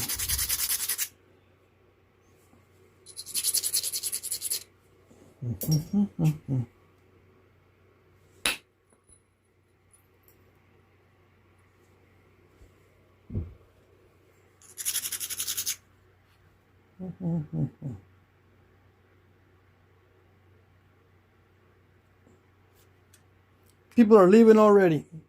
Yep. Good night. Whoever's leaving, good night. I'll see you tomorrow. Same place, same station. Same time, same station.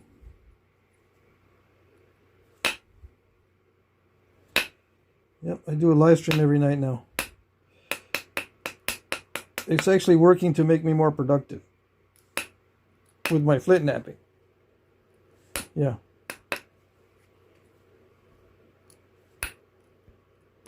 I get to practice, and sometimes I finish a piece on video and I can sell it in the auction. A piece that I normally wouldn't have. I do nap a lot at night. But usually what happens is I'll nap a little bit, make a buy face and say, okay, that's good, I'll finish it up later, and go inside doom scroll for a couple hours before I fall asleep. This way I only doom scroll for maybe 30 minutes and I'm already too tired to doom scroll by the time I get inside. So it's helping me be more productive.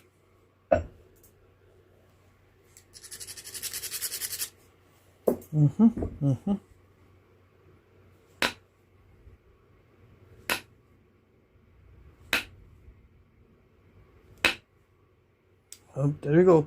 I can't get away from those.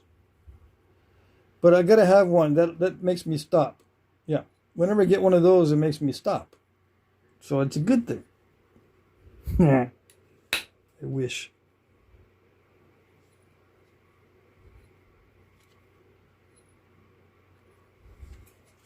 It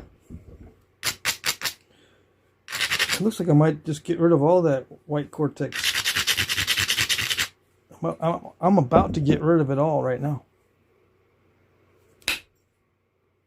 If it works right.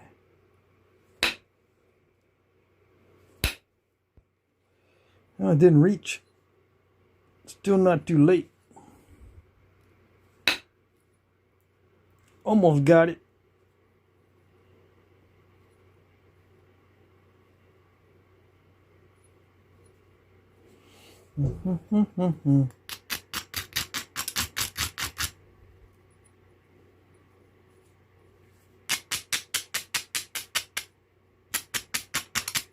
I gotta thin down this base and the stem before I start notching. It always ends up being too thick down here. So hold on.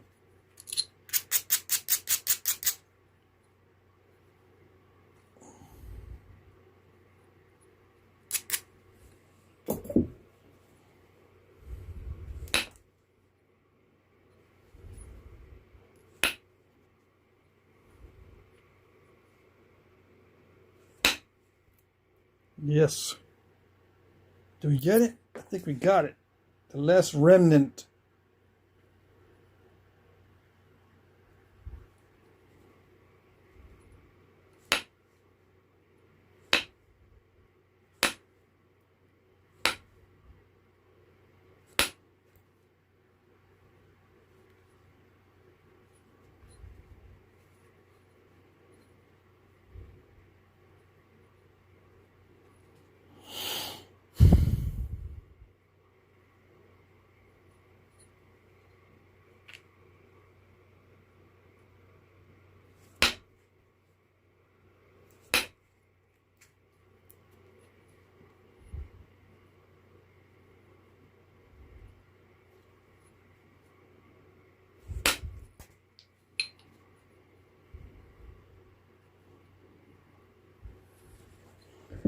Yeah, very soon it's going to be thin enough for any one of my foreshafts.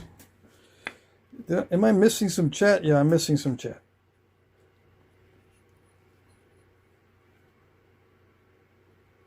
Let's see.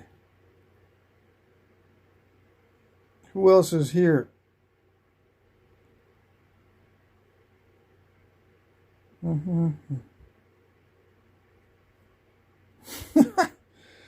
Okay. I don't want to say that comment. Let's see. There's also a beer called F I know. Yeah. Let's see. Blunt Axe is here. I've been here the whole time, just being quiet. Had a rough day. Alrighty. Hey. Chris Cox is still here. Okay, so not everybody's heading out. That's good.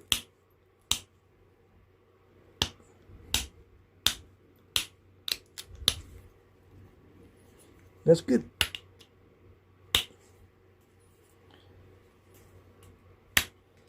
It feels weird being surrounded by new people the whole time. Why does it feel weird? Because they really don't know what's going on, so I've got to explain what's going on. Whereas if a lot of guys are still here, you guys can tell them. You can tell them what's going on. You can tell them what in the wide world of Flintknapping is going on around here.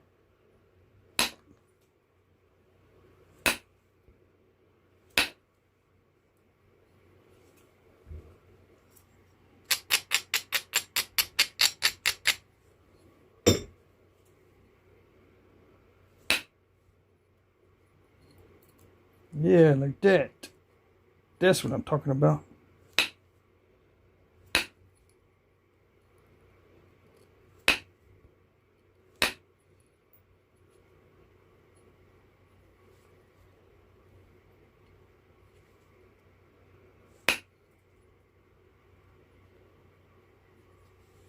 Still didn't make it look pretty though.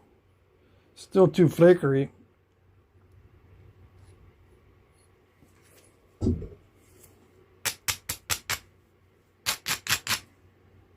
Yeah, it can start getting way too thin if I concern myself too much with making it look perfect.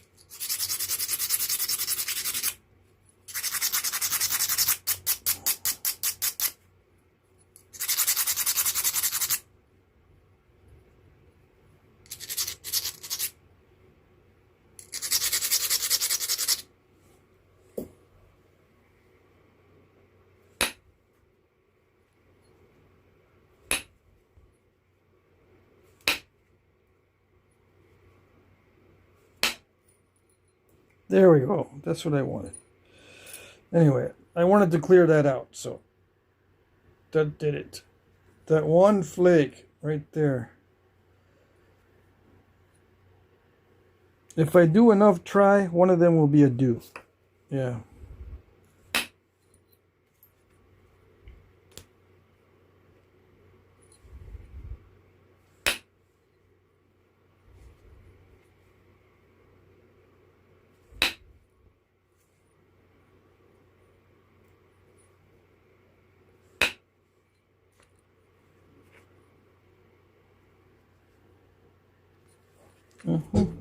Gotta have those. Gotta have at least a little bit of a lamb bridge in there somewheres.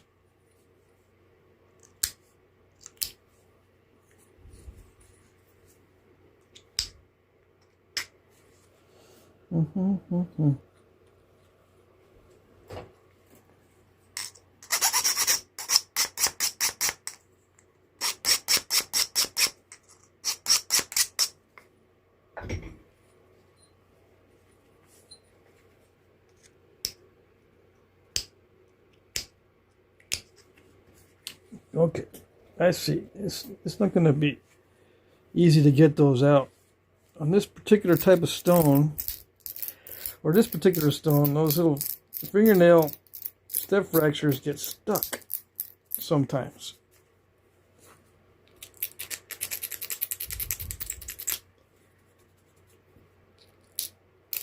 and they do not release.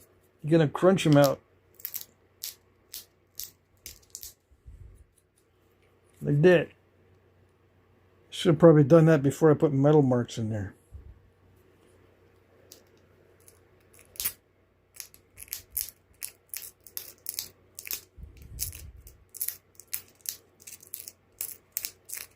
Yeah, you just take a flake and you crunch the crap out of it. Like that.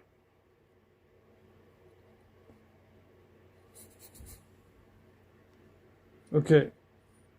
Yes, yes.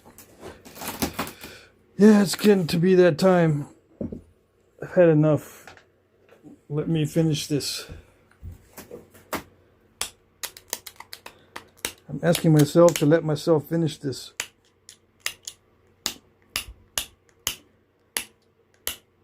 What is it going to be? Hopefully a point that doesn't break.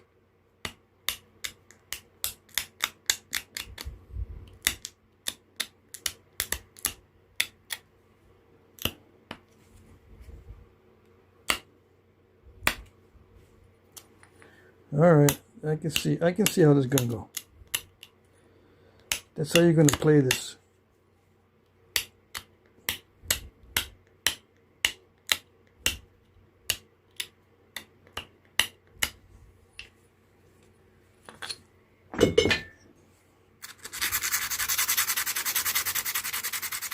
When it's really high grade material, it's high maintenance sometimes.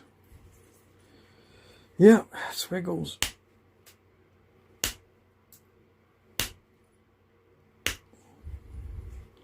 Usually it's cooperative, but high grade material sometimes is also high maintenance.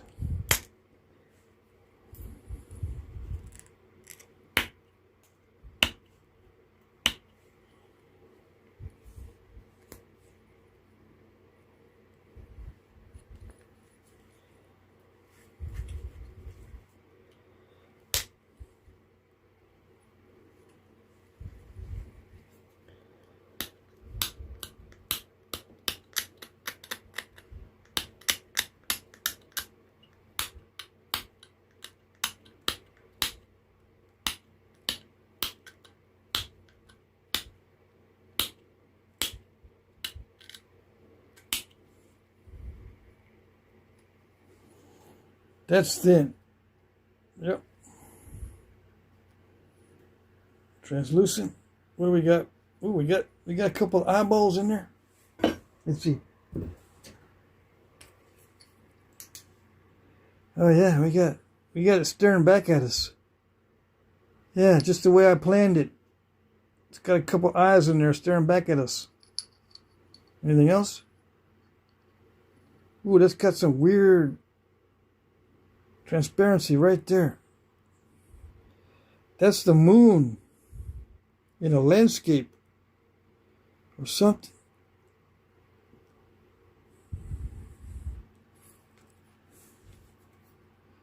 Look at that. Okay. Yeah, ever since someone commented that I need to look to see what images the Native Americans left inside their stone items on purpose. I had to keep looking now. So dang, some of those that he found look like they got images in them. But I know it's coincidence, I'm just saying. Now I gotta look, even though it's coincidence.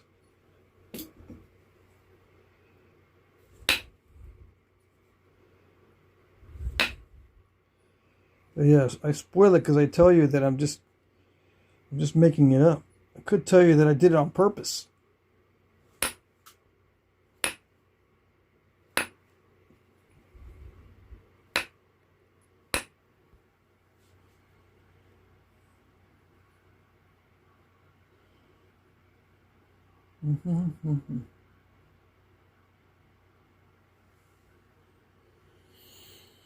Okay, so let's see. I'm going to finish this up, right?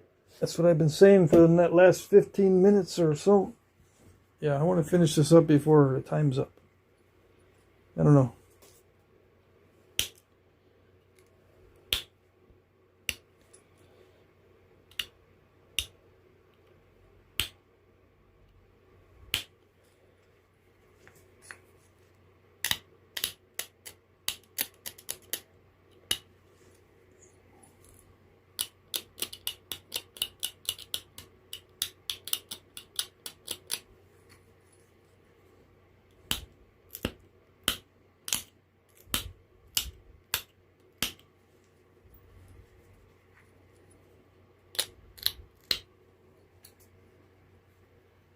Hey, Eric Kitty is here.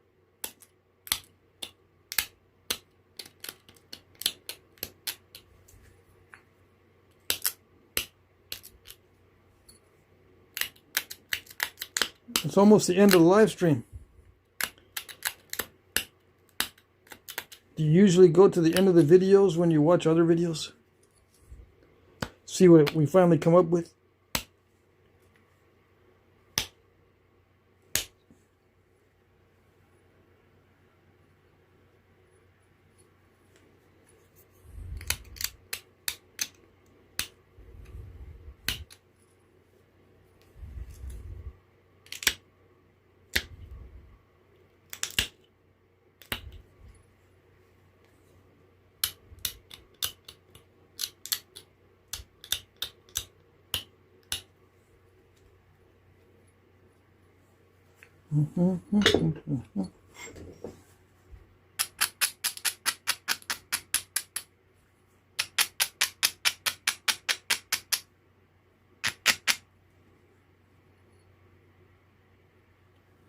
So I try to get as thin as possible.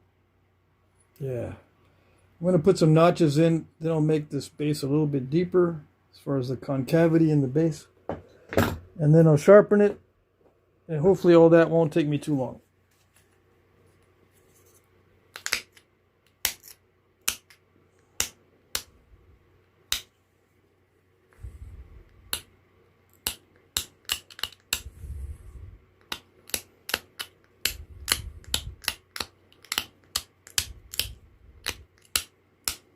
I guess it'll be an art point. Yeah.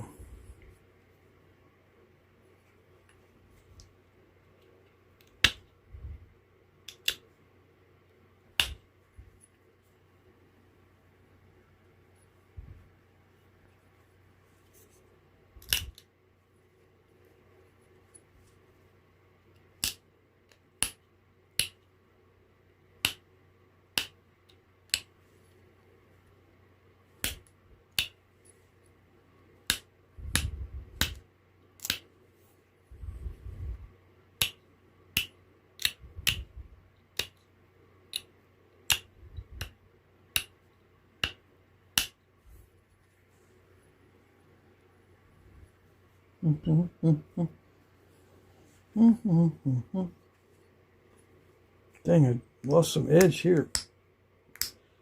What did I do?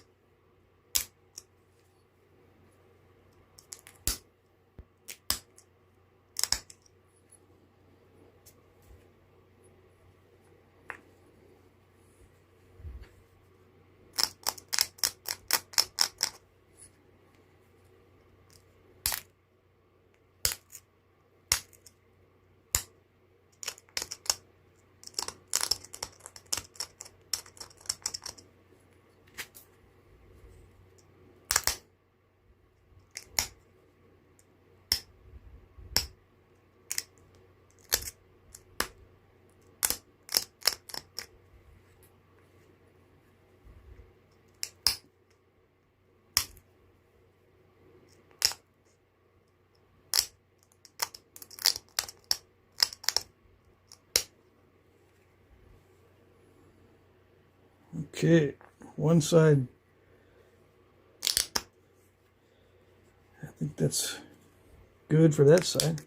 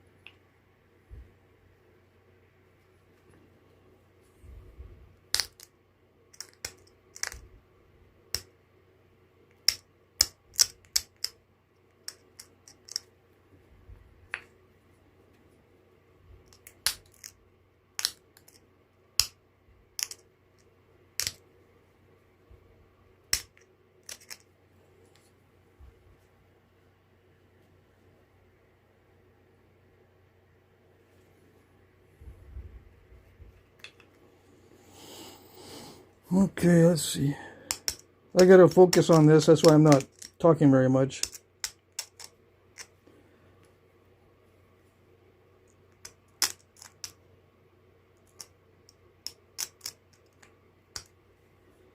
Notching is not as difficult as doing the final thinning, but it is difficult. Yeah.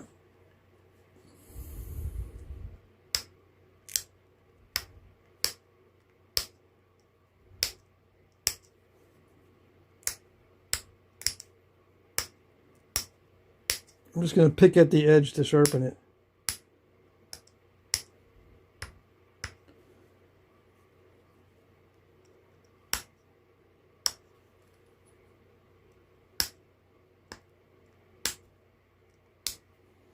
Picking at it like this with just downward flakes is the lazy way to do it.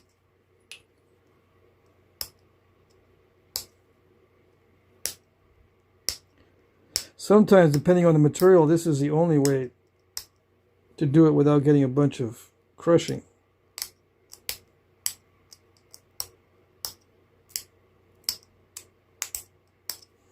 I don't have to worry about crushing with this material. Not too much anyway. But yeah, I can crush it, believe me. Dang it. I can also remove too much, even with these little bitty downward flakes.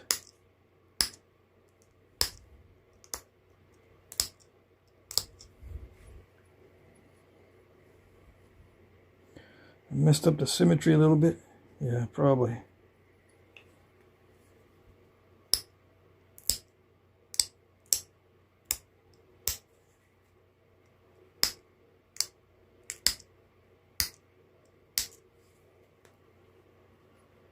Anyways, let's see.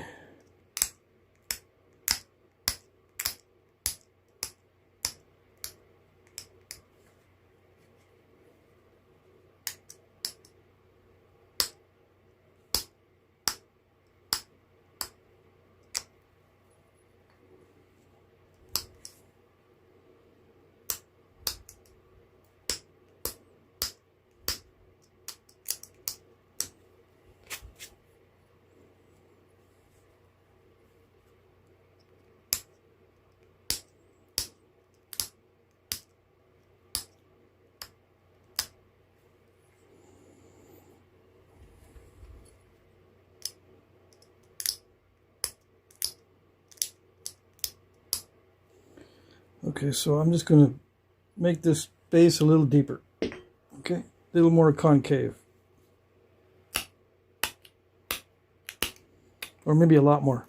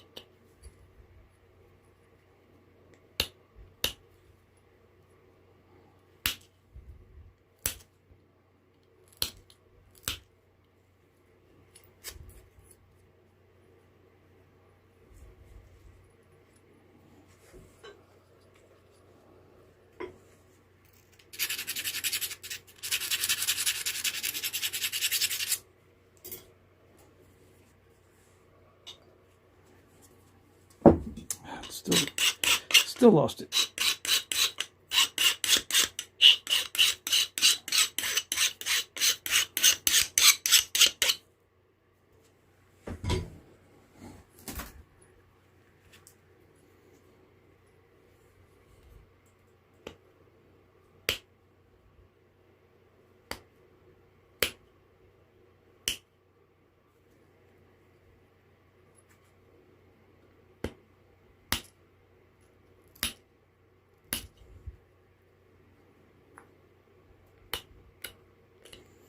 That's where we saw that moon spot earlier. Let's see.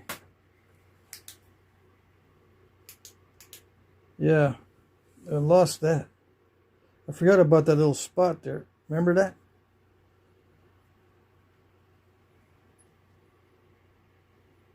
Oh well. We didn't like that little spot anyway. It's kind of creepy. No, dude, I liked it. Yeah, okay. Sorry about that.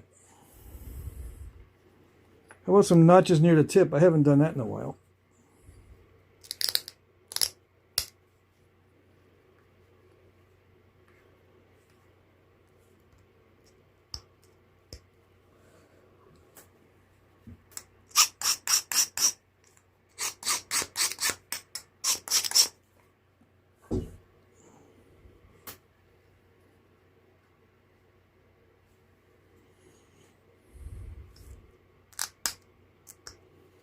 I think this is an art point.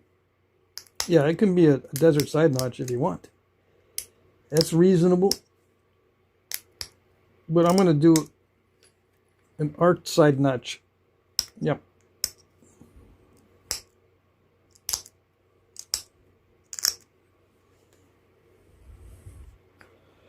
Put some notches near the tip.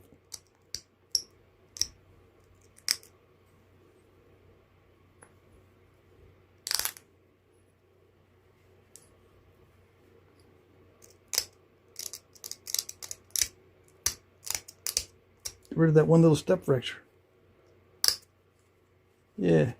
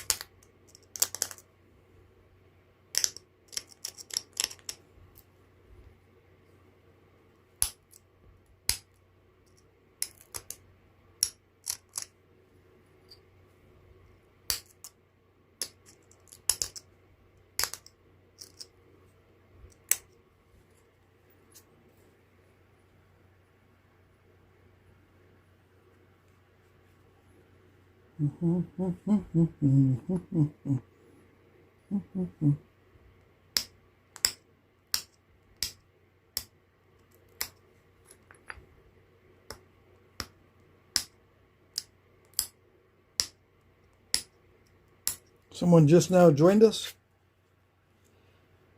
D. Harmara, something or other. Sorry about that. I can't pronounce her name. Looks like people are just joining us at the end of the chat. Oh well. We're at the end of the live stream. We're almost done. I'm supposed to be done at 2 hours, and I've been napping for 2 hours and 7 minutes.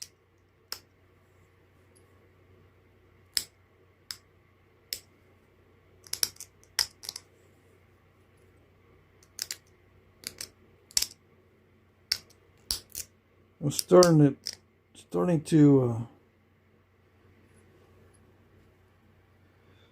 to not pace myself.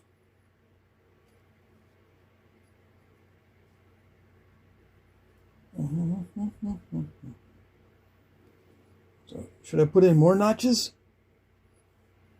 Yes.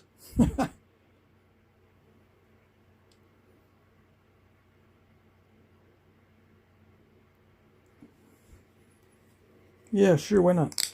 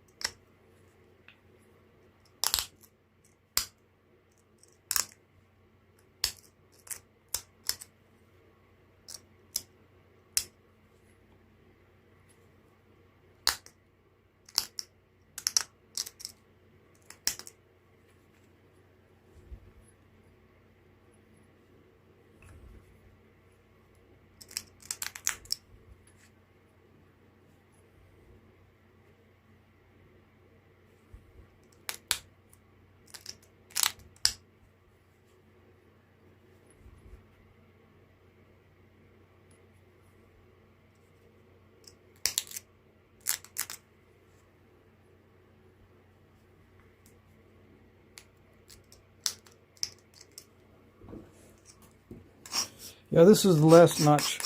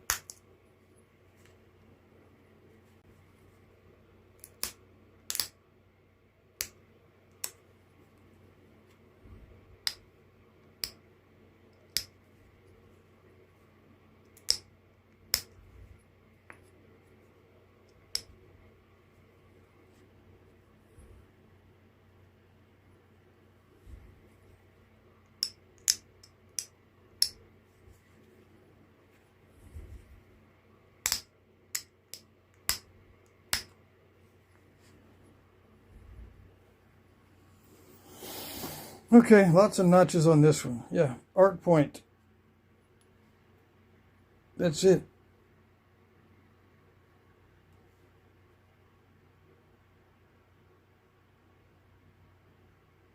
Yeah, I must have gonna haft it all the way to the tip. That's right. Yeah. There are some artifacts with notches near the tip. But it's rare, yeah. Okay, let's see. Let's see if we can get a good shot of it for the thumbnail or whatever.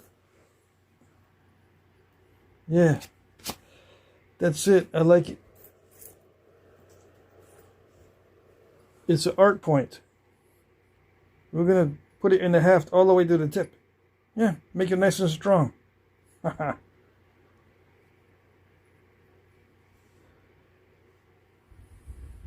Okay. So there it is.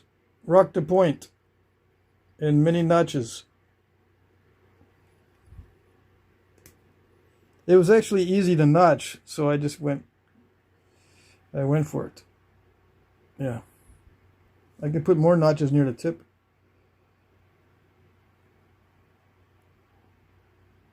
Yeah, let Mr. Piggles look at it. Let's see. See? He's not impressed. Look, he's still staring at it with a 1,000-yard stare. He's not impressed. All right. I can't impress him. Yeah.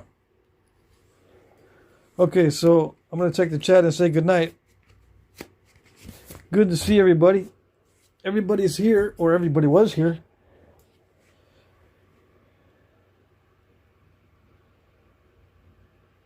Let's see here. High Lime says, I sometimes see you carve notches by finishing the notch on one side and then going to the other. Other times I see you alternate between each notch each time. Is there a reason why? No, just whatever seems to look okay. I don't know. Let's see. By finishing the notch on one side and then going to the other. Other times I see you alternate between each side. Oh, okay. Sometimes I just dig into one side, flip it over, and dig in some more and then leave it. Sometimes I keep going back and forth. Yeah, it depends on the difficulty of the stone. If it's easy to notch, I tend to flip it around a lot. Because then I can, it doesn't really matter which side it's on if it's easy to notch. I'll flip it around a lot. It gives me a better look to the notch. But if it's really, really difficult to notch, I tend to go in one direction first. Make sure I got that depth and then flip it over and then, blast my way through the other side. But, it depends on how difficult the notching is going. Yeah, I think it does depend mostly on how difficult the notching is. So that's the reason. I'll flip it around more if I want to be fancy. Let me see. What rock or mineral is that? It's raw Texas chert. I call it ranch rock. I don't know what it is. It's Edwards Plateau from the western edge of the Edwards Plateau. Edwards Plateau chert. It could actually be flint also because the cortex look kind of chalky. It doesn't matter what it is because you won't be able to get any of this. Yeah, it's from a private ranch south of San Angelo. You can get something similar, but it won't be the same rock because it'll be called something different.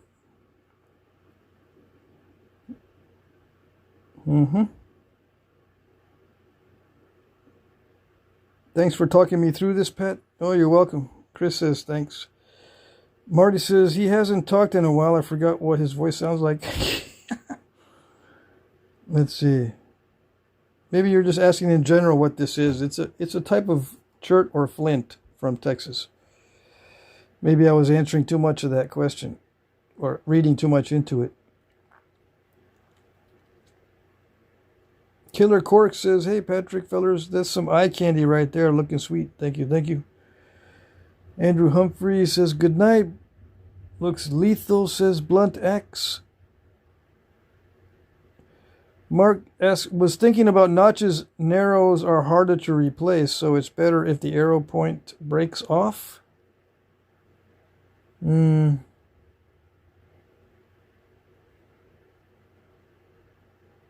not sure. I'm not sure about the question. Was thinking about notches. Narrows are not just narrows. It must have been a typo in there somewhere. Are harder to replace, so it's better if the arrow point breaks off. I don't know. I'm not sure what that means. Sorry about that.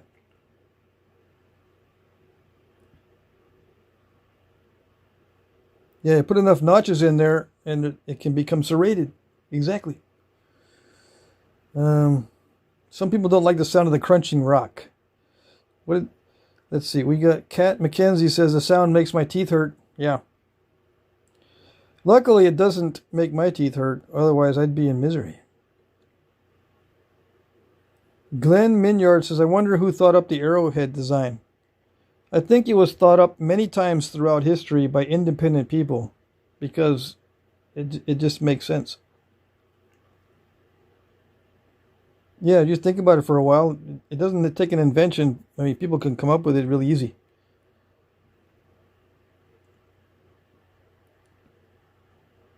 It's like saying, I wonder who came up with the bowl or the spoon. But especially like the bowl. I wonder who came up with the bowl. I think people just come up with it naturally.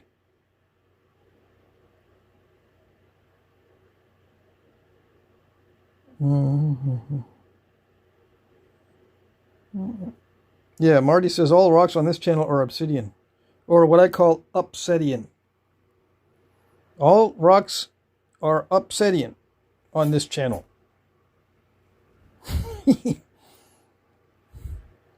or obsidian, either one.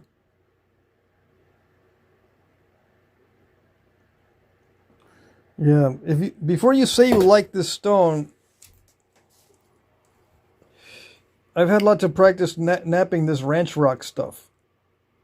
All right, it can be very finicky. So before you say you like it, you gotta know it. You gotta know who it is. This particular stone can be finicky, and you saw how many little step fractures were caused. And I still couldn't get it smooth, even with a bunch of flakes. I mean, this side came out all right. I think this would be side A. But side B is still crunchy in the middle. I was not able to get to the center of that Tootsie Pop without it getting all crunchy. So yeah. It's just high grade stuff. It's just flint. Yep. Most flints are very similar. You'll just have to get used to the little subtleties, the subtle differences between them. But most flints are similar. All points are Clovis too. Hey, TJ. I watched you make arrows harder to replace.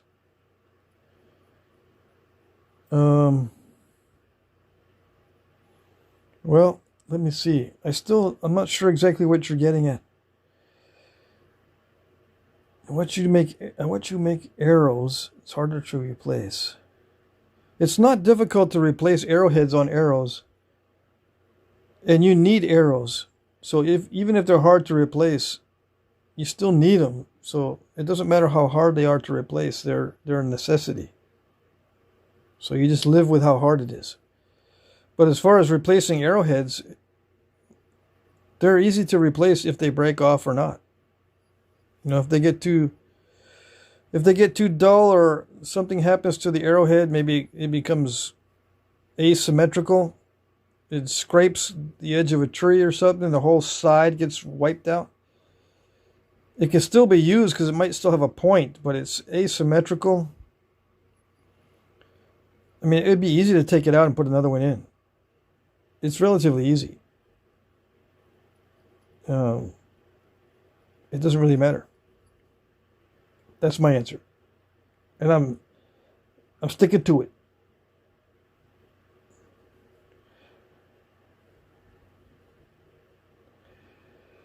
Let's see.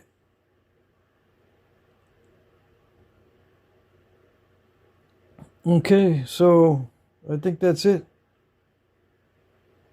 I don't see any more questions or super chats or anything like that. Blunt-X, thank you very much. Okay. All right, that's it. We'll see you guys tomorrow. Same time, 9:30 p.m. Eastern time is when I start my live streams every day. I go for 2 hours or maybe a little bit more sometimes. Okay? All right. Take care. Good to see everybody. Bye-bye.